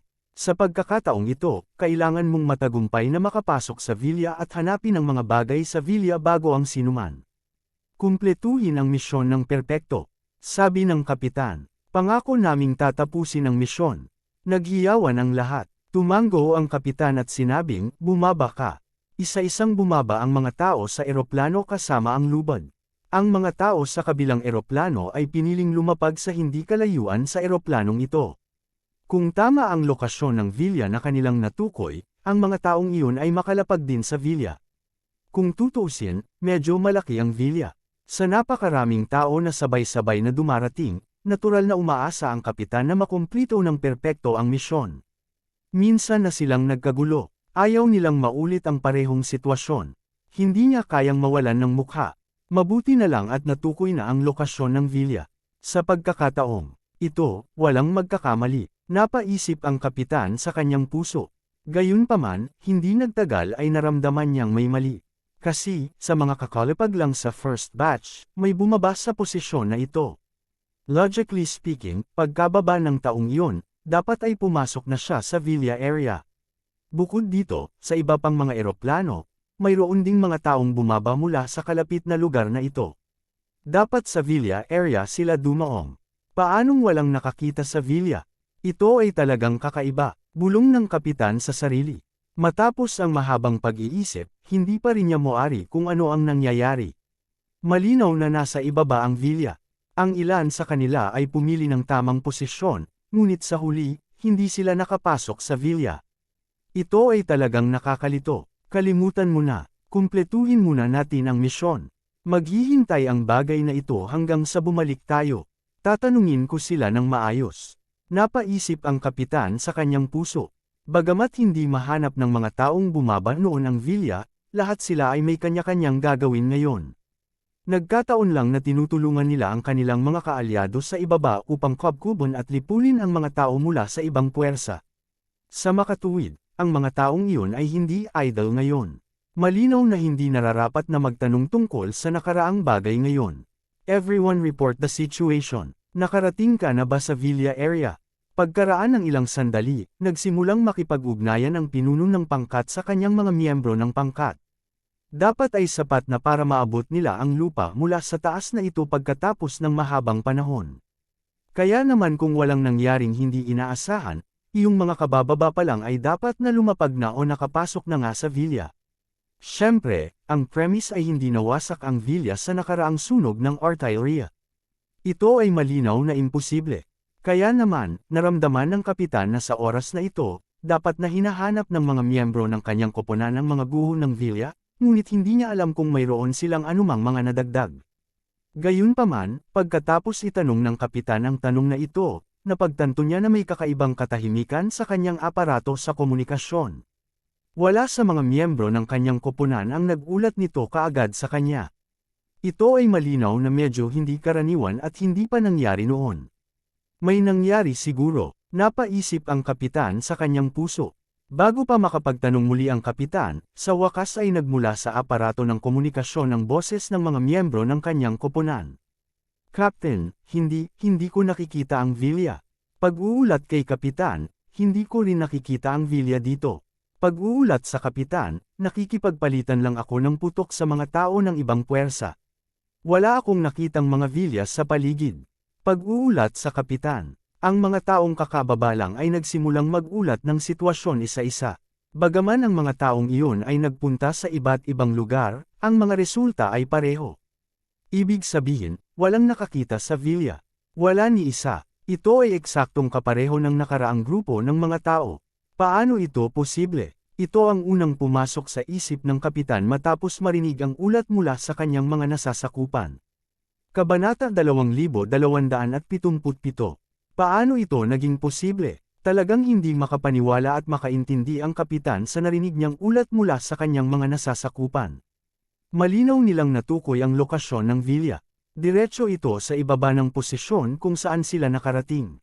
Basta dumiretso sila sa pagbaba, siguradong makakarating sila sa Villa. Sa proseso ng landing, hindi gumagalaw ang kanilang eroplano, kaya hindi magkakaroon ng paglihis sa posisyon. Tsaka parang langgam ang Villa. Sinakop ng Villa ang isang napakalaking lugar. Kahit na may kaunting paglihis, hindi ito magkakaroon ng labis na epekto. Nakita pa nila ito. Gayunpaman, ano ang nangyayari ngayon? Napakaraming tao ang bumaba, ngunit sa huli, wala sa kanila ang nakarating sa Villa. Sa katunayan, wala man lang sa kanila ang nakakita sa Villa. Paano ito naging posible? Hindi talaga maintindihan ng kapitan ang ganoong resulta. Wala talagang saysay. Marami na siyang nagawang misyon noon, at nakagawa rin siya ng ilang mahihirap na misyon. Gayunpaman, ito ang unang pagkakataon na nakakita siya ng kakaibang bagay tulad ngayon. Mayroon bang mga guho sa malapit? Ang Villa ay dapat na nawasak ng artillery, mabilis na sabi ng kapitan. Malamang nawala na ang Villa. Pagkatapos ng lahat, ang mga tao mula sa iba pang mga puwersa ay gumamit ng mga kanyan sa pag-atake. Sa ilalim ng gayong mga kalagayan, napakaposible na ang Villa ay ganap na nawasak. Sa katunayan, malaki ang posibilidad na tuluyang nawasak ang Villa. Walang mga guho sa paligid. Patag din ang paligid ko. Wala akong nakikitang guho. Walang kaina-hinalang natuklasan. Ang mga tao sa ibaba ay sunod-sunod na nag-ulat, ngunit ang balita na kanilang iniulat ay hindi ganoon kasaya. Hindi ito dapat, bulong ng kapitan sa sarili. Ang bagay na ito ay hindi maintindihan kahit paano niya naisip ito. Malinaw na matatagpuan ang Villa dito. Nawasak man ang Villa, dapat nandoon pa rin ang mga guho. Paanong walang-wala? Maghanap ka sa paligid mo at tingnan kung may makikita ka, utos ng kapitan. Malinaw, imposibleng manatili sa parehong lugar dahil walang natuklasan sa orihinal na lugar. Tapos, nasa paligid siguro yung Villa. Pagkatapos ng lahat, ang visibility ay masyadong maikli sa usok. Kung tumingin sila sa paligid ng kaunti, maaaring mahanap nila ito. Natural na naunawaan ito ng mga sundalo sa ibaba at nagsimulang hanapin ang Villa. Gayunpaman, sa pagkabigo ng lahat, hindi pa rin nila mahanap ang Villa, at hindi rin nila makita ang mga guho. Sa halip, may ilang taong nakasagupan ng kanilang mga kasamahan na nakapasok sa Villa noon. Ang ilang mga malas na tao ay biglang nakatagpo ng ibang mga puwersa, at isang labanan ang natural na naganap. Isang naghihintay ang kapitan sa eroplano. Gayunpaman, sa paglipas ng panahon, ang mga tao sa ibaba ay naghanap ng mahabang distansya, ngunit wala pa rin silang nakita, kahit anino ng Villa. Paano naging ganito? Inulit na ng pinuno ng pangkat ang pangungusap na ito ng hindi mabilang na beses. Bukod dito, ang lahat ng ito ay ginawa ng hindi malay. Ito ay dahil ang kanilang nakatagpo ngayon ay sadyang hindi kapanipaniwala. Hindi kaya mali yung location ng Villa na binigay ng mga yun. Napaisip ang kapitan, ngunit agad niyang tinanggihan ang hulang ito. Imposibleng magsinungaling sa kanila ang mga taong iyon, at wala silang dahilan para gawin iyon. Bukod dito, ang lokasyon ng Villa na ibinigay ng mga taong iyon ay hindi gaanong naiiba sa lokasyon na ibinigay ng dating commander, na nangangahulugang nandoon ang Villa. Bukod dito, sa panahong ito, maraming tao ang nakarating at nasakop ang isang malaking lugar.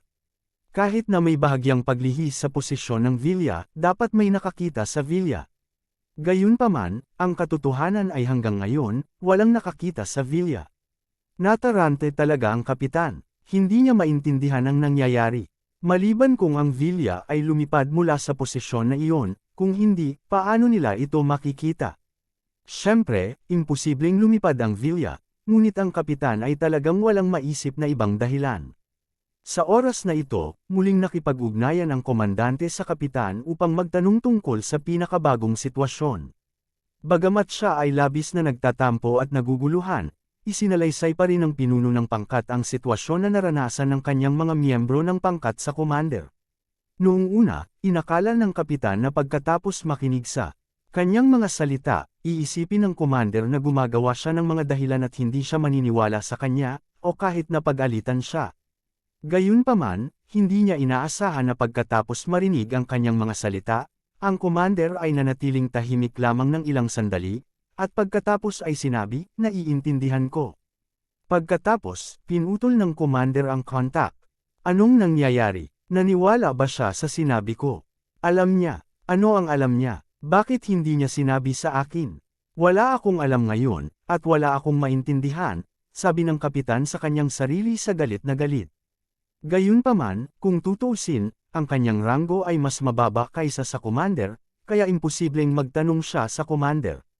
Maaari lamang niyang ipagpatuloy ang pag-iisip ng mabuti at pag-iisip kung ano ang nangyari. Mukhang ang usok na ito ay mas mahirap kaysa sa naisip namin. Matapos ibaba ang tawag sa kapitan, sinabi ng commander sa kanyang adjutant. Bagamat medyo mayabang at bulag na tiwala ang commander, taglay pa rin niya ang kakayahan at lakas. Kung hindi niya maabot ang kanyang kasalukuyang posisyon. Dati, pakiramdam niya ay may mali sa usok, at nang mawala sila sa loob nito at hindi na maituloy ang paggamit ng compass, napagtanto rin niyang medyo mabigat ang problema. Dati, hindi dumating sa Villa ang mga taong sumuporta sa inaasahan niya. Noong una, inakala niya na ang mga taong sumuporta sa kanya ay napakahina at nagkamali sa kanilang lokasyon, na nagdulot ng ganoong problema. Gayunpaman, pagkatapos pag-isipang mabuti, naramdaman niyang hindi ganoon kadali ang problema. Siguradong malakas ang mga taong dumating para sumuporta sa kanya, at alam niya ang sitwasyong ito. Gayunpaman, ang mga taong iyon ay nabigo sa isang simpleng misyon, kaya tiyak na may isang bagay na hindi niya naiintindihan. Ngunit ngayon, matapos marinig ang sinabi ng pinuno ng squad na ang misyon ay nabigo muli, at ang mga taong iyon ay bumaba lamang pagkatapos malaman ang eksaktong lokasyon ng Villa. Gayunpaman, hindi pa rin nila mahanap ang Villa. Sa oras na ito, hindi na nagdududa ang commander sa kakayahan ng mga sundalong iyon. Sa halip, ikinonekta niya ang bagay na ito sa kakaibang usok. Katutubo niyang naramdaman na ang kabiguan ng mga taong iyon ay may malaking kinalaman sa usok sa kanyang harapan. Matapos pakinggan ang mga salita ng kanyang nakatataas, nahulog din sa malalim na pag-iisip ang adjutant. Malinaw, sila ay nasa problema ngayon, at ang kaguluhang ito ay hindi nagmula sa ibang puwersa na hindi pa ganap na naaalis, ngunit mula kay Huang Feng, mula sa Villa, at mula sa kakaibang usok. Bagamat ang usok ay hindi sumakit sa kanilang mga katawan, at hindi sila nakakaramdam ng anumang discomfort kapag sila ay nasa loob nito, ang usok na ito ay puno ng kakaiba. Hindi lamang nito naapektuhan ang kanilang paningin, ngunit ito rin ang naging dahilan upang mawala ang kanilang posisyon na parang maze, at walang paraan upang magamit ang compass. Ngayon, talagang naligaw ng landas ang mga nakarating. Malinaw na malapit ang Villa, ngunit hindi nila ito mahanap. Tama, isang kalituhan. Biglang lumiwanag ang mga mata ng adjutant, at mabilis niyang sinabi sa kanyang superior, mayroon kayang katulad ng maze dito. Dahil sa maze, nawalan kami ng direksyon.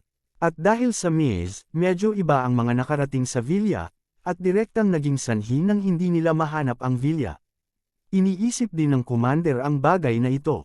Nang marinig niya ang sinabi ng kanyang adjutant ay nagningning din ang kanyang mga mata, ngunit mabilis siyang umiling at sinabing, hindi dapat maging maze. Kung maze iyon, tiyak na may mga bato, pader, at kung ano-ano pa sa paligid natin, ngunit walang nakapaligid sa atin. Ito ay isang patag na kalsada. Sa oras na ito, walang pakialam ang commander, na magalit sa kanyang adjutant. Ngayong halatang nagkakaproblema silang dalawa, hindi makabubuti kung sino man sa kanila ang magkaroon ng alitan sa mga oras na ito. Kung mayroon man, maaari itong maghintay hanggang sa umalis sila sa lugar na ito. Kung hindi ito isang maze, maaaring ito ay isang formasayon o ano. Naramdaman din ng adjutant na may saysay ang sinabi ng kanyang superior. Kung ito ay isang maze, dapat mayroong isang bagay sa paligid na humahadlang sa linya ng paningin at sa ruta, ngunit walang anumang bagay sa paligid nila. Formation. Hindi ba't sa mga nobela at palabas lang sa TV yun umiiral? Maaari ba itong umiral sa katotohanan? Hindi naniwala ang commander, bagamat hindi ko pa nakita, baka meron talaga. Nanghuhula lang ang adjutant, pero ngayon ay naramdaman niyang mas malamang. Tumingin siya sa kanyang superior at nagpatuloy, ayon sa aming pag-unawa sa sitwasyon, na si Huang Feng ay may maraming kakayahan, at siya ay napaka-misteryoso. At saka, may alam siyang martial arts na umiiral lamang sa mga palabas sa TV at mga nobela. Ito ay napaka-hindi kapani-paniwala. Kung alam din niya ang mga porma sayon, hindi ito nakakagulat. Bago sila pumunta dito, malinaw na mayroon silang detalyadong pag-unawa sa sitwasyon ni Huang Feng. Bagamat sila at ang mga tao sa itaas ay walang komprehensibong pang-unawa kay Huang Feng, batay lamang sa kung ano ang alam na nila, alam nilang lahat na si Huang Feng ay hindi simple. May alam siyang martial arts na hindi alam ng iba. Kung alam din niya ang formations, it seems reasonable. Pinakinggan ng commander ang mga salita ng kanyang adjutant at pinag-isipan itong mabuti. Pakiramdam niya ay ganito na talaga. Si Huang Feng ay napaka-misteryoso. Kung alam niya kung paano mag-set up ng mga porma sayon, tila may katuturan. Marahil ito ang nabuo niyang formation. Ang layunin ay natural na pigilan ang kaaway sa pagsalakay. Ngunit ngayon, ang pormasyong ito ay nakulong silang lahat. Mayroon bang sinuman sa ating hukbo na nakakaalam ng mga porma sayon? Tanong ng commander. Hindi. The adjutant said, gayunpaman, siguro alam ng mga tao sa itaas kung sino ang nakakaalam. Kung tutusin, napakalaki ng China. Laging may mga taong may kakayahan. Tumango ang commander at sinabing, mukhang kailangan na naman natin ng tulong. Kabanata 2278. Array Formation. Sa simpleng pinalamutian na opisina sa Imperial Capital, si Old Li at ilang iba pang malalaking shot ay muling naupo. Ang paksa ng talakayan ay tungkol pa rin sa villa ni Huang Feng. Ngayon lang, humingi ng tulong sa outside world ang commander na namumuno sa team doon. Kailangan nila ang tulong ng isang array formation master. Naghinala siya na mayroong array formation sa paligid ng villa ni Huang Feng. Nakulong sila ngayon sa loob. Hindi lamang sila ay walang paraan upang umalis, ngunit sila rin ay tuluyang naligaw ng landas. Pagkatapos nito, sa paghusga sa sitwasyong iniulat ng rescue team, tila tama ang komandante. Naligaw din ang team na responsable sa rescue matapos tumalon sa eroplano. Bukod dito, malinaw na nakarating ang mga taong iyon mula sa tuktok ng villa. Dahil dito, nang makarating sila sa lupa, wala silang makitang anumang bakas ng villa. Parang isang patag na lupa lang na walang bahay. Gayunpaman, sigurado ang lahat na naroon ang villa. Natukoy na nila ang tiyak na lokasyon ng villa, ngunit kahit na, wala pa rin silang paraan upang mapunta sa lugar ng villa. Malinaw, may kakaibang kapaligiran sa paligid ng villa ni Huang Feng.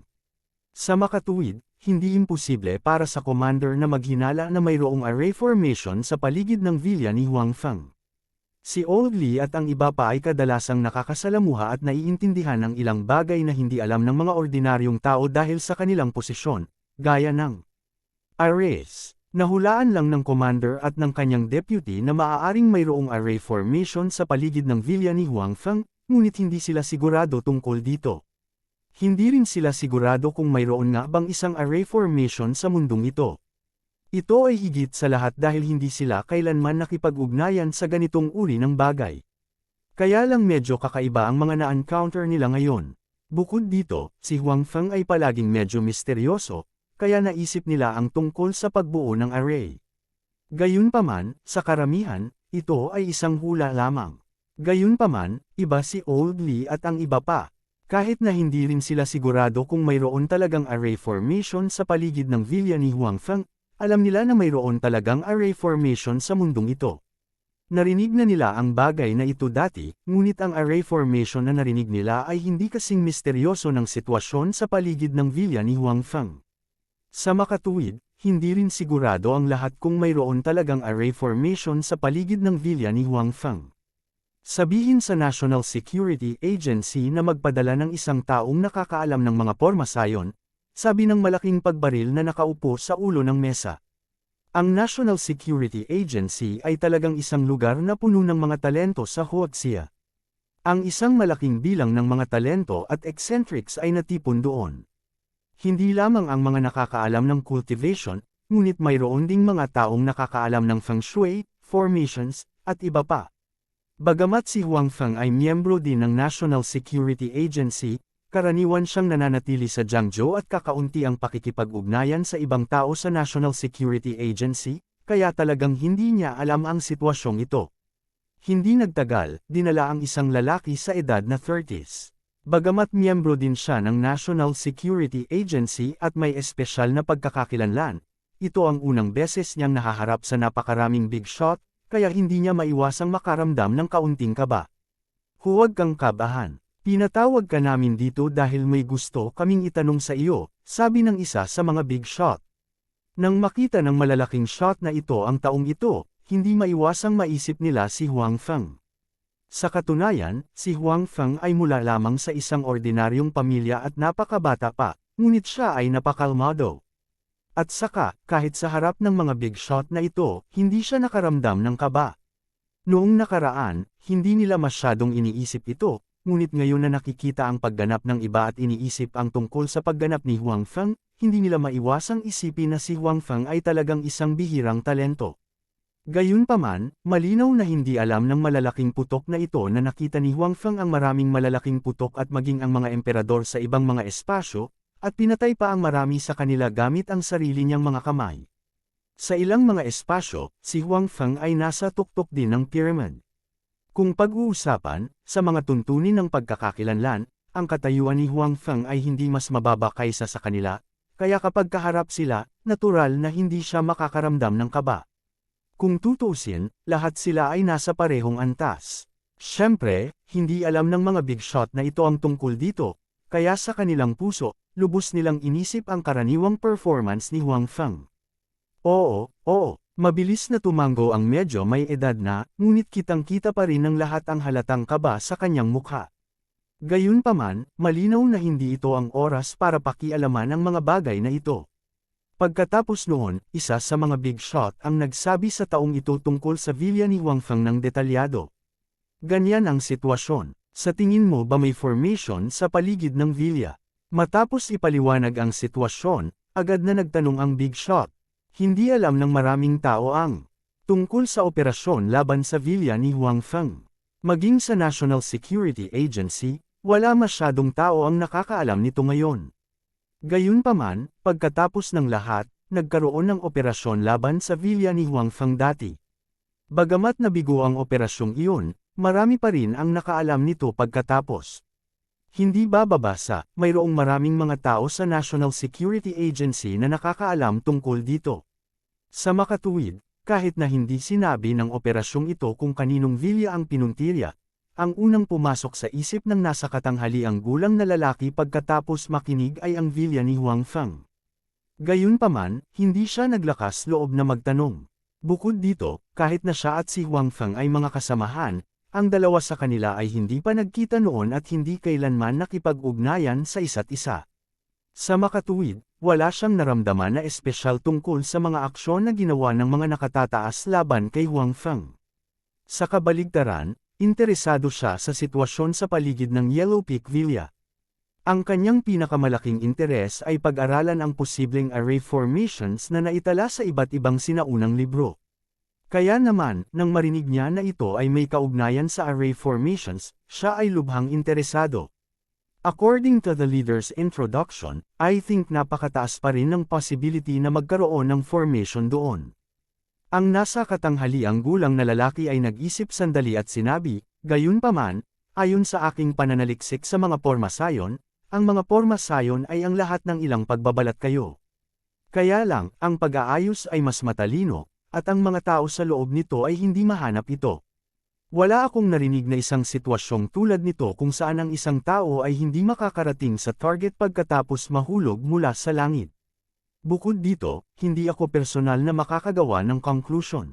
Ang taong ito ay talagang gumugol ng maraming oras sa pag-aaral ng mga pormasayon, ngunit sa mga sinaunang aklat na iyon, walang maraming mga talaan ng mga pormasayon.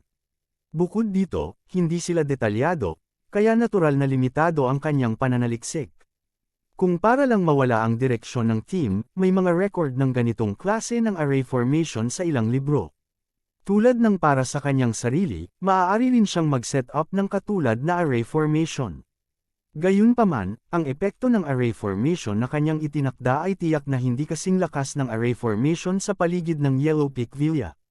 Sa karamihan, maaantala ito ng ilang oras. Katulad ng sinabi niya, medyo mataas lang ang level ng camouflage. Bukod dito, ang ganitong uri ng array formation ay karaniwang nangangailangan ng tulong ng ilang panlabas na bagay. Gayunpaman, sa paligid ng villa ni Huang Feng, maliban sa usok, walang iba. Ito ay medyo kamanghamanghang. Gayunpaman, nadama ng nasa katanghaliang gulang na lalaking ito na napakalaki ng kahalagahan ng usok. Ang pagbuo ay dapat magkaroon ng maraming kinalaman sa usok, ngunit walang paraan upang maalis ang usok. Ito ay talagang medyo kamanghamanghang.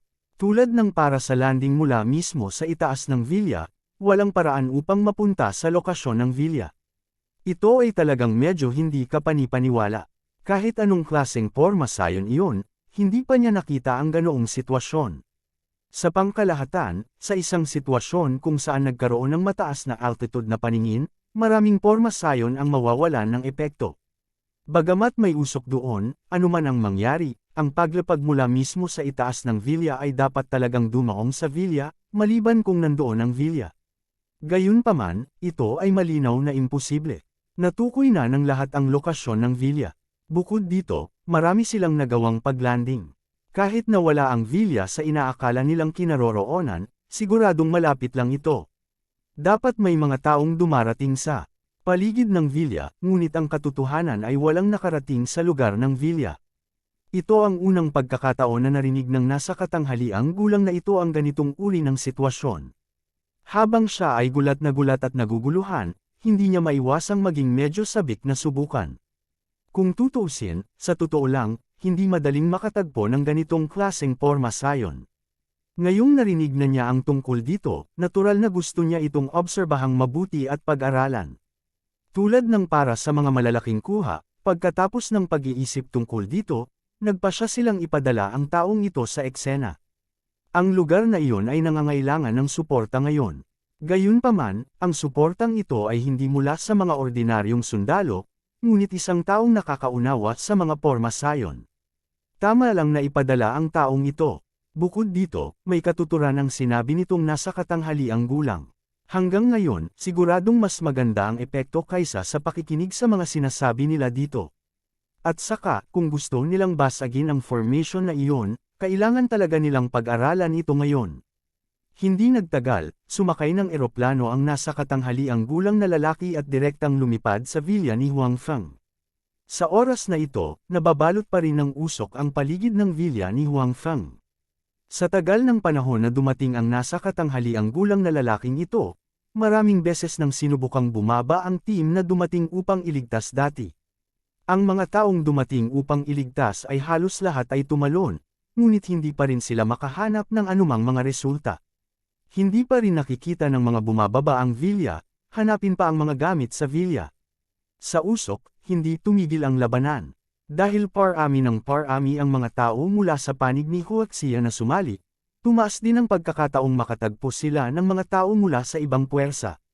Bagamat ang mga taong ito na dumating mamaya ay hindi muna makapasok sa villa at mahanap ang mga bagay sa villa, mayroon pa rin silang kapangyarihan sa pakikipaglaban.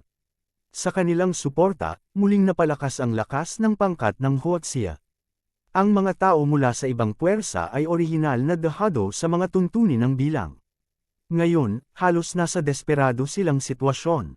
Ang kanilang mga tao ay halos namatay o nasugatan sa maraming labanan. Siyempre, mayroon ding mga nasawi sa panig ng Huaxia team. Higit pa rito, dahil sa mga counterattack ng mga tao mula sa ibang puwersa at ang espesyal na kapaligiran dito, ang mga pagkatalo ng Huaxia team ay mas malaki kaysa sa inaasahan. Kabanata 2279. Sa sandaling iyon, ilang oras na ang lumipas mula nang makapasok ang mga tao sa mausok na rehiyon. Dagdag pa sa serye ng mga labanan, ang karamihan sa mga tao sa mausok na rehiyon ay lahat ay nakakaramdam ng pagod. Noong una, inisip ng commander na hindi ito mahirap na gawain. Napakaraming tao nila, at mayroon silang kalamangan sa bahay. Ito ay tiyak na maaari nilang alisin ang iba pang mga puwersa at makuha ang mga bagay sa villa ni Huang Feng. Hindi magkakaroon ng anumang aksidente. Gayunpaman, isang aksidente pa rin ang nangyari. Hindi nila maayos na nakuha ang mga bagay sa villa ni Huang Feng gaya ng naplano. Bagamat ang mga tao mula sa iba pang mga puwersa ay halos lipulin nila sa oras na ito, ang kanilang sariling mga casualty ay mas mataas din kaysa sa inaasahan. At lahat ng ito ay dahil sa mausok na lugar sa kanilang harapan. Dahil sa mausok na lugar, hindi nila maabot ng maayos ang villa ni Huang Feng. Dahil na rin sa mausok na lugar kaya gusto nilang alisin ang iba pang puwersa. Ito ay mas mahirap kaysa sa inaasahan. Masasabing lahat ng nasa Huoxia team ay walang kahit kaunting magandang impresyon sa mausok na lugar. Gayunpaman, wala silang magagawa tungkol dito. Marami silang naisip na paraan, ngunit hindi pa rin nila maalis ang mausok na lugar. Lumipas ang ilang oras, at nakakulong pa rin sila sa loob. Walang paraan para makalabas. Kahit na sinubukan nila ang iba't ibang paraan, hindi pa rin nila ito maalis. Sa oras na ito, walang nag-iisip na ang mausok na lugar ay ordinaryong mausok na lugar lamang. Kung alam nilang hindi pangkaraniwan ang mausok na lugar bago sila pumasok, marahil ay hindi sila nagmadaling pumasok. Gayunpaman, huli na para isipin ito ngayon. Pumasok na sila, at ngayon ay umaasa na lamang sila na ang mga tao sa labas ay makakahanap ng paraan para mailigtas sila. Ang mga tao sa itaas ay nagpadala ng isang taong nakakaalam tungkol sa mga pormasayon. Papunta na siya at malapit na rito, sabi ng commander sa kanyang mga tauhan. Bagamat naalis na nila ang karamihan sa mga tao mula sa iba pang puwersa, hindi masyadong mataas ang moral ng buong koponan. Kung tutuusin, hindi masyadong maayos ang kanilang operasyon. Ngayong nakakulong pa sila dito, normal lang na medyo mababa ang moral ng bawat isa. Kung ito ay isang tunay na pakikipaglaban sa kalaban sa larangan ng digmaan, ang mga taong ito ay hindi matatakot. Gayunpaman, ang sitwasyon sa harap nila ay nagparamdam sa kanila na walang kapangyarihan. Hindi nila alam kung sino ang kalaban, at wala silang magawa sa mausok na lugar. Marami silang lakas, ngunit wala silang magagawa. Lahat ay nanlumo. Sa kabutihang palad, ang mga tao sa itaas ay nagbigay ng malaking kahalagahan sa lugar na ito, at patuloy silang nagpapadala ng mga reinforcement. Bukod dito, ang mga reinforcement ay napakabilis, na umaliw sa lahat. Magagawa ba ng taong iyon? Tanong ng adjutant sa kanyang superior sa mahinang boses. Sa oras na ito, pansamantalang nakalimutan ng dalawa ang dating hindi kasiya siya. Parehong gusto nilang umalis sa lugar na ito kasama ang koponan sa lalong madaling panahon, kunin ang mga bagay sa villa, at kumpletuhin ang misyon. Ito ang pinakamahalaga. Hindi ko alam. Umiling ang commander at sinabing, masyadong kakaiba ang sitwasyon dito. Marami na silang na-encounter na mapanganib na sitwasyon noon, ngunit ito ang unang pagkakataon na nakatagpo sila ng ganoong sitwasyon. Dahil sa sitwasyong ito, hindi sila komportable. Gustuhin man nilang ipaglaban ang kanilang buhay, hindi nila alam kung sino ang hahanapin. Maaari lamang silang maglakad-lakad na parang mga langaw na walang ulo sa usok na ito, ngunit hindi sila makatakas kahit anong pilit nila. Tungkol naman sa pormasayon sa paligid ng villa, pareho silang hindi sigurado. Kung tutuusin, wala pa silang nakitang pormasayon noon. Kahit na ang mga tao sa itaas ay sumang-ayon din sa kanilang hula, at nagpadala pa ng isang taong nakakaalam tungkol sa mga pormasayon, hindi pa rin sila mapakali. Sa bagay, wala naman silang masyadong alam sa mga pormasayon. Malalaman natin kapag dumating ang taong iyon.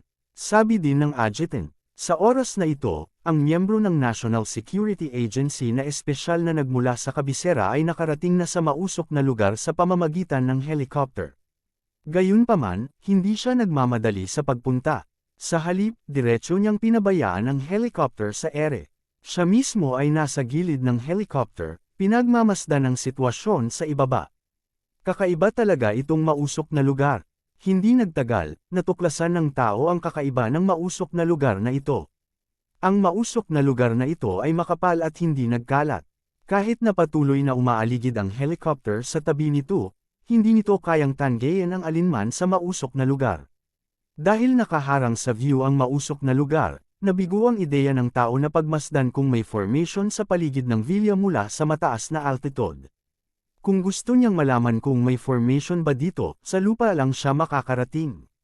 Gayunpaman, kahit na alam ng taong ito ang tungkol sa mga pormasayon, ang kanyang lakas ay hindi masyadong malakas. Sa makatuwid, hindi siya direktang makalapag mula sa helicopter tulad ng mga nakaraang tao. Kung gusto niyang bumaba, hinayaan na lang niyang lumapag ang helicopter. Para sa sitwasyong ito, lahat ay hindi nag-isip tungkol dito. Upang mapunta siya, nagsimulang bumaba ang helicopter. Hindi maganda, hindi gumagana ang instrumento sa helicopter. Hindi nagtagal, nakita ng piloto sa helicopter na may mali. Nang pumasok ang helicopter sa mausok na lugar, biglang nag-malfunction ang buong panel ng instrumento. Umikot ito ng baliw at hindi na magamit. Mabilis na sinuri ng sundalong nakaupo sa posisyon ng co-pilot ang malfunction, ngunit nalaman na kahit paano siya gumana, ang panel ng instrumento ay tila hindi gumagana. Walang paraan upang makontrol ito sa lahat. Sa pilitang landing lang ang magagawa natin, sabi ng sundalo sa upuan ng piloto. Sa parehong oras na ang panel ng instrumento ay hindi gumagana, ang helicopter ay tila unti-unting nawalan ng kontrol. Upang maiwasang tuluyang mawalan ng kontrol ang helicopter, maaari lamang silang gumawa ng sapilitang landing ngayon.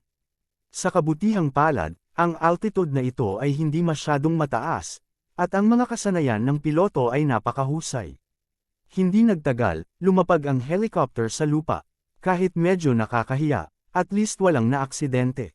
Tungkol naman sa array master na nakaupo sa cabin, nabalisa siya sa sunod-sunod na hindi inaasahang pangyayari hanggang sa mahilaw siya at kumukulo ang tiyan. Sa kabutihang palad, sa wakas ay ligtas siyang nakarating sa dulo. Itong helicopter na ito ay hindi na makaka-take off ulit.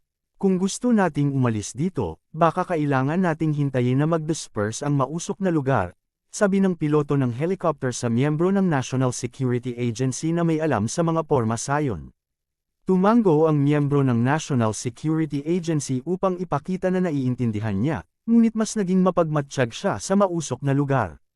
Bago ito, alam nila na ang mga kagamitan sa komunikasyon ay maaaring gamitin dito, ngunit walang paraan upang gumamit ng compass. Gayunpaman, hindi nila inaasahan na ang helicopter ay hindi maaaring lumipad dito, na talagang nakakagulat. Nahulaan din ng miyembro ng National Security Agency na dapat itong nauugnay sa mausok na lugar, o ang pormasayon na nakatago sa likod ng mausok na lugar. Nasa malalim na sila ngayon sa mausok na lugar. Ang plano nila noon ay umalis sakay ng eroplano kahit hindi nila masira ang formation. Ngayon, tila walang paraan upang makamit ito. Ngayon, kung gusto nilang umalis dito, kailangan nilang alisin ang mausok na lugar at basagin ang pormasayon. Malinaw, hindi ganoon kadaling alisin ang mausok na lugar. Hindi bababasa, may nakasubok na ng maraming paraan noon, ngunit wala ni isa sa kanila ang nagtagumpay.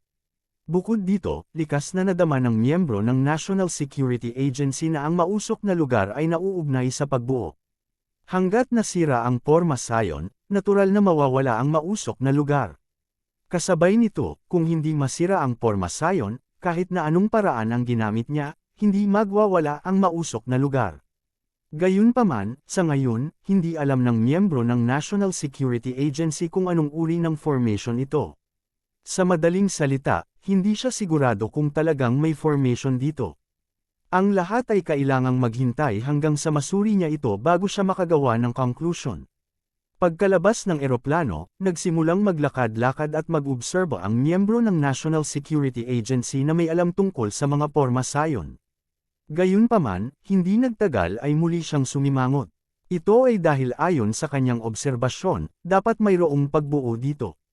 Gayunpaman, nakikita rin niya na ang taong nagtayo ng pormasyong ito ay mas malakas kaysa sa kanya. Nakita lang niya na may formation dito, pero wala siyang ideya kung anong klaseng formation iyon at kung paano ito masisira. Ito ay ginawa sa kanya ng labis na panlulumo. Kung tutuusin, noon pa man ay sobrang kumpiyansa siya sa kanyang mga kakayahan sa pagbuo, ngunit ngayon, siya ay direktang dinurog ng ibang tao. Paano niya ito matatanggap? Ang masama pa ay pagkatapos maglakad sa mausok na lugar ng ilang sandali, ang miyembro ng National Security Agency ay medyo nadismaya nang makitang naligaw nga siya sa loob. Hindi niya matukoy ang pagkakaiba sa pagitan ng Hilaga, Timog, Silangan, at Kanluran. Muli nitong ipinaramdam sa kanya na hindi siya kapantay ng taong nag-ayos ng pormasayon. Paano na? Tanong ng isang taong sumusunod sa miyembro ng National Security Agency. Dahil ang miyembro ng National Security Agency ay alam lamang ang tungkol sa mga pormasayon, ang kanyang lakas ay katamtaman, kaya ang mga nakatataas ay nagpadala sa kanya ng isang bodyguard. Ang bodyguard na ito ay mula rin sa National Security Agency at napakalakas. Wala akong ideya. Ang miyembro ng National Security Agency na may alam tungkol sa mga pormasayon ay nagsabi sa pagkabigo, ang antas ng taong iyon ay mas mataas kaysa sa akin. Walang mga bahid sa pormasayon na ito, at walang mga pahiwatig sa paligid. Napakalakas ng taong iyon. Nagulat din ang katabi niyang kasamahan ng National Security Agency. Alam niya na ang kanyang kasamahan ay may malalim na pag-unawa sa mga pormasayon.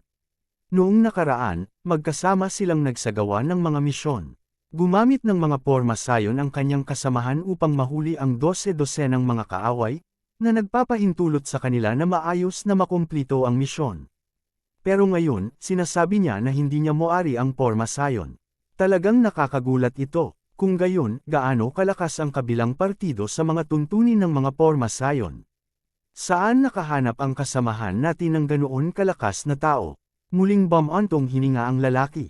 Ang kasamahan na sinasabi niya ay natural na si Huang Feng. Sa National Security Agency, walang gaanong tao na nakipag-ugnayan kay Huang Feng.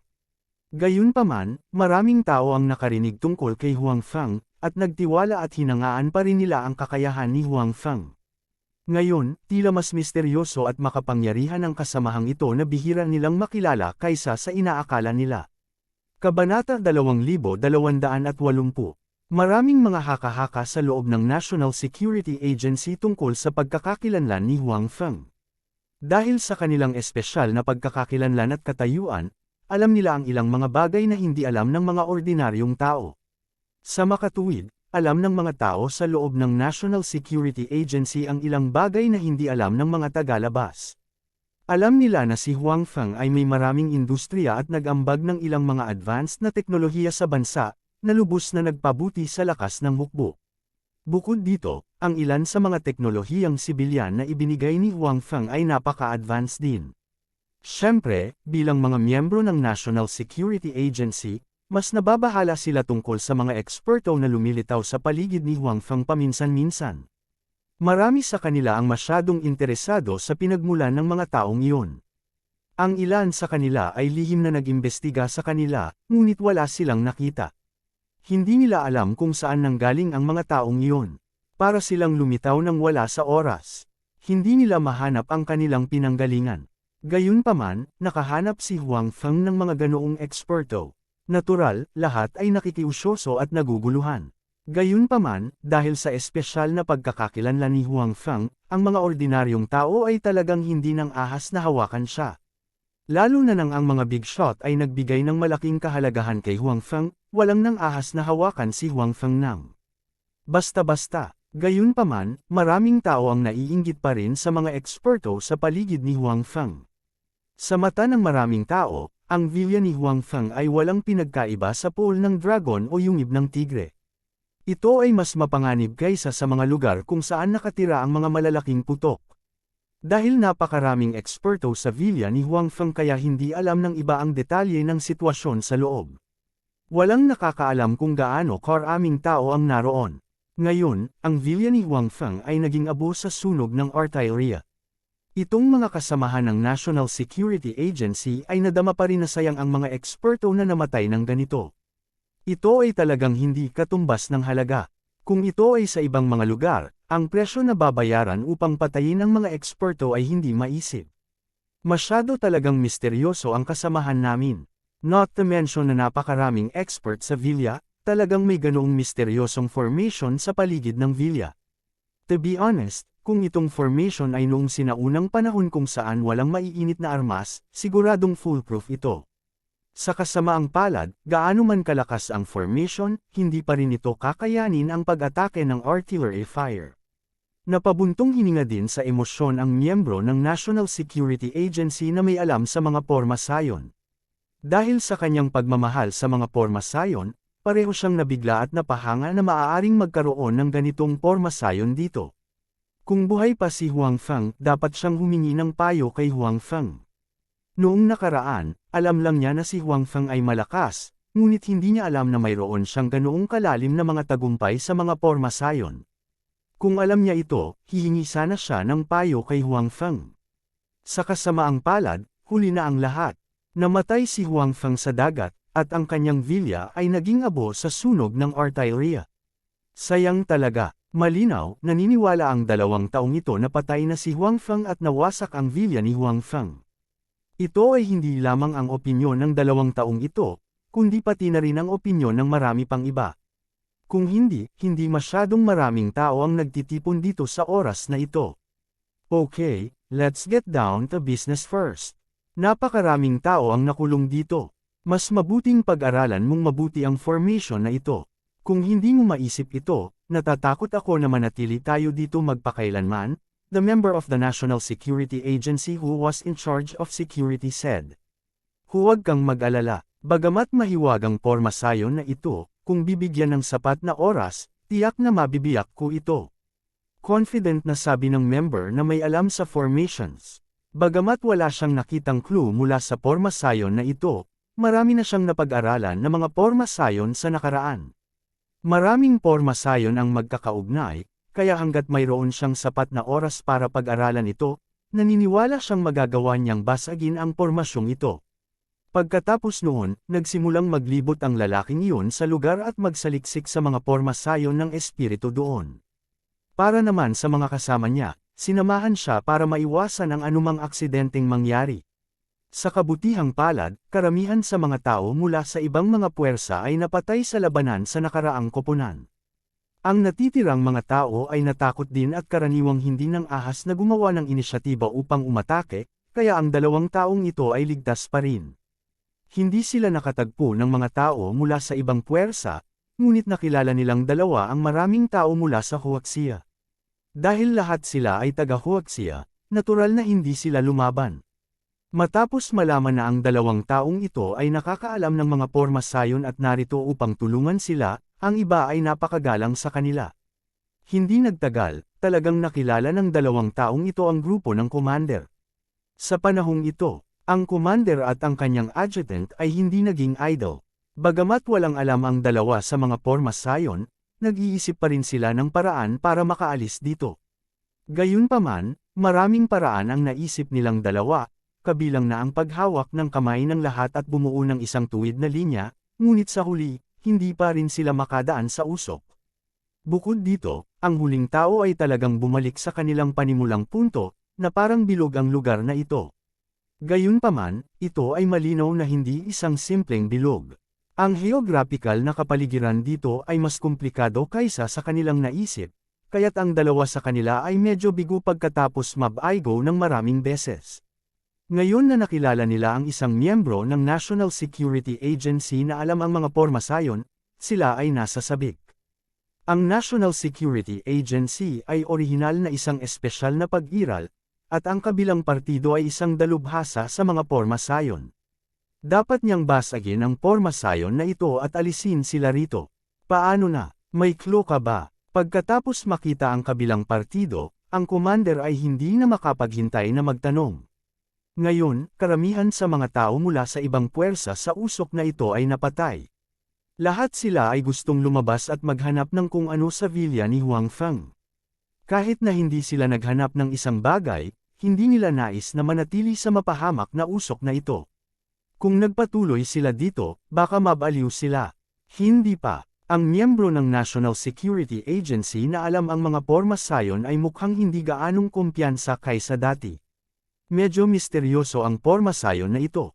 Matagal na akong nagmamasid dito, ngunit wala pa rin akong kahit katiting na clue. Nang marinig ang kanyang mga salita, Ang commander at ang kanyang kinatawan ay bahagyang nadismaya. Hindi nila inaasahan na kahit ang eksperto ng National Security Agency sa larangang ito ay wala nang magagawa ngayon. Paano kung hayaan muna nating ihulog ng helicopter ang mga lubod at ihatid muna ang mga sugatang sundalo palabas? Sabi ng deputy, sa nakaraang labanan, bagamat napatay nila ang karamihan sa mga tao mula sa ibang puwersa, marami rin silang nasawi. Hindi banggitin ang mga namatay, tiyak na hindi sila maliligtas. Gayunpaman, mayroong maraming mga tao sa kanilang panig na nasugatan. Kung maantala ang paggamot, natakot sila na ito ay lubhang nakapipinsala sa kanilang paggaling. Hayaan muna natin. Tumanggo ang commander. Sa huli, kung talagang hindi nila masira ang array formation na ito, maaari rin nilang gamitin ang paraang ito para umalis sa lugar na ito. Gayunpaman, kung iyon ang kaso, nangangahulugan ito na ang kanilang misyon ay nabigo. Sa bagay, hindi naman sila pumunta dito para lang pumatay ng ibang puwersa. Pumunta rin sila dito para hanapin ang mga kayamanan sa villa ni Huang Feng. Kung aalis lang sila ng ganito, halatang hindi nila ito kaya. Sa makatuwid, maliban kung ito ay isang huling paraan, ang komandante ay hindi magbibigay ng huling utos na umatras. Maya-maya ay dumating na ang mga helicopter. Ang unang batch ng mga taong dumating upang suportahan ang mga helicopter ay hindi nakarating sa malayo. Ngayong natanggap na nila ang order, mabilis silang bumalik sa lugar na ito. Gayunpaman, lumitaw ang isang problema sa lalong madaling panahon. Sinabi ng mga tao sa mga helicopter na ang mga lubod ay ibinaba at maaari silang sumakay sa helicopter kasama ang mga lubod. Gayunpaman, ang mga tao sa lugar ng usok ay hindi mahanap ang mga lubod. Dahil sila ay nasa mausok na lugar, ang kanilang compass ay hindi magagamit, at ang kanilang GPS ay hindi gumagana. Sa makatuwid, wala silang paraan upang matukoy ang kanilang eksaktong lokasyon. Ang tanging paraan upang matukoy nila ang lokasyon ng helicopter ay sa pamamagitan ng pakikinig sa tunog. Tutal, napakalakas ng tunog ng propeller ng helicopter. Gayunpaman, kahit na natagpuan nila ang lokasyon ng mga helicopter sa pamamagitan ng pagsunod sa tunog, wala pa rin silang mahanap sa lugar na iyon pagkatapos maghanap ng mahabang panahon. Natitiyak nilang nasa itaas nila ang mga helicopter, ngunit hindi nila mahanap ang mga lubod. Anong nangyayari? Paano ito mangyayari? Sa harap ng sitwasyong ito, nataranta ang commander at ang kanyang kinatawan. Hindi nila alam kung ano ang nangyayari. Kasabay nito, ang pag-aalala sa kanilang mga puso ay nadagdagan ng labis. Sa orihinal, mayroon silang mga helicopter bilang kanilang huling trump card. Hindi man nila makumplito ang misyon dito, maaari pa rin silang umalis sa lugar na ito kasama ang mga helicopter. Hindi bababa sa kanilang kaligtasan ay maaaring garantisadong. Ngunit ano ang nangyayari ngayon? Malinaw na nasa itaas nila ang mga helicopter, ngunit hindi nila mahanap ang mga lubod na ibinaba mula sa mga helicopter. Hindi ba ito isang biro? Sa kasong ito, kung hindi nila masisira ang pormasyong ito, hindi ba sila makukulong dito magpakailanman? Ang miyembro ng National Security Agency na nakakaalam ng mga pormasayon ay nalilito din sa harap ng sitwasyong ito. At least, hindi pa niya na-encounter ang ganoong sitwasyon, kaya hindi niya alam kung ano ang nangyayari. Bakit hindi natin hayaang bumaba ang mga tao sa mga helicopter gamit ang mga lubod at hayaan silang maghintay sa tabi ng mga lubod? Mahahanap natin sila at natural na mahahanap natin ang mga lubod, mungkahi ng miyembro ng National Security Agency. Nang marinig ito ng iba ay tumanggo sila bilang pagsang-ayon. Ito ay talagang isang magandang ideya. Bagamat hindi nila mahanap ang mga lubod dito, tiyak na alam ng mga taong bumaba mula sa mga helicopter kung nasaan ang mga lubod. Kailangan lang nilang mahanap ang taong iyon. Maraming tao ang bumaba mula sa mga helicopter noon, kaya hindi naging problema ang paghahanap sa mga taong iyon. Gayunpaman, pinabayaan nila ang isang bagay. That was, hindi lang sila ang nandito. Sa villa ni Huang Feng, maraming alipin na ipinagpalit ni Huang Feng, at binabantayan nila ang bawat kilos nila sa mga surveillance camera. Dahil Chinese si Huang Feng, walang ginawa ang mga alipin sa mga tao sa mausok na lugar. Kung hindi, matagal na silang patay. Gayunpaman, napakahirap para sa mga taong iyon na madaling umalis.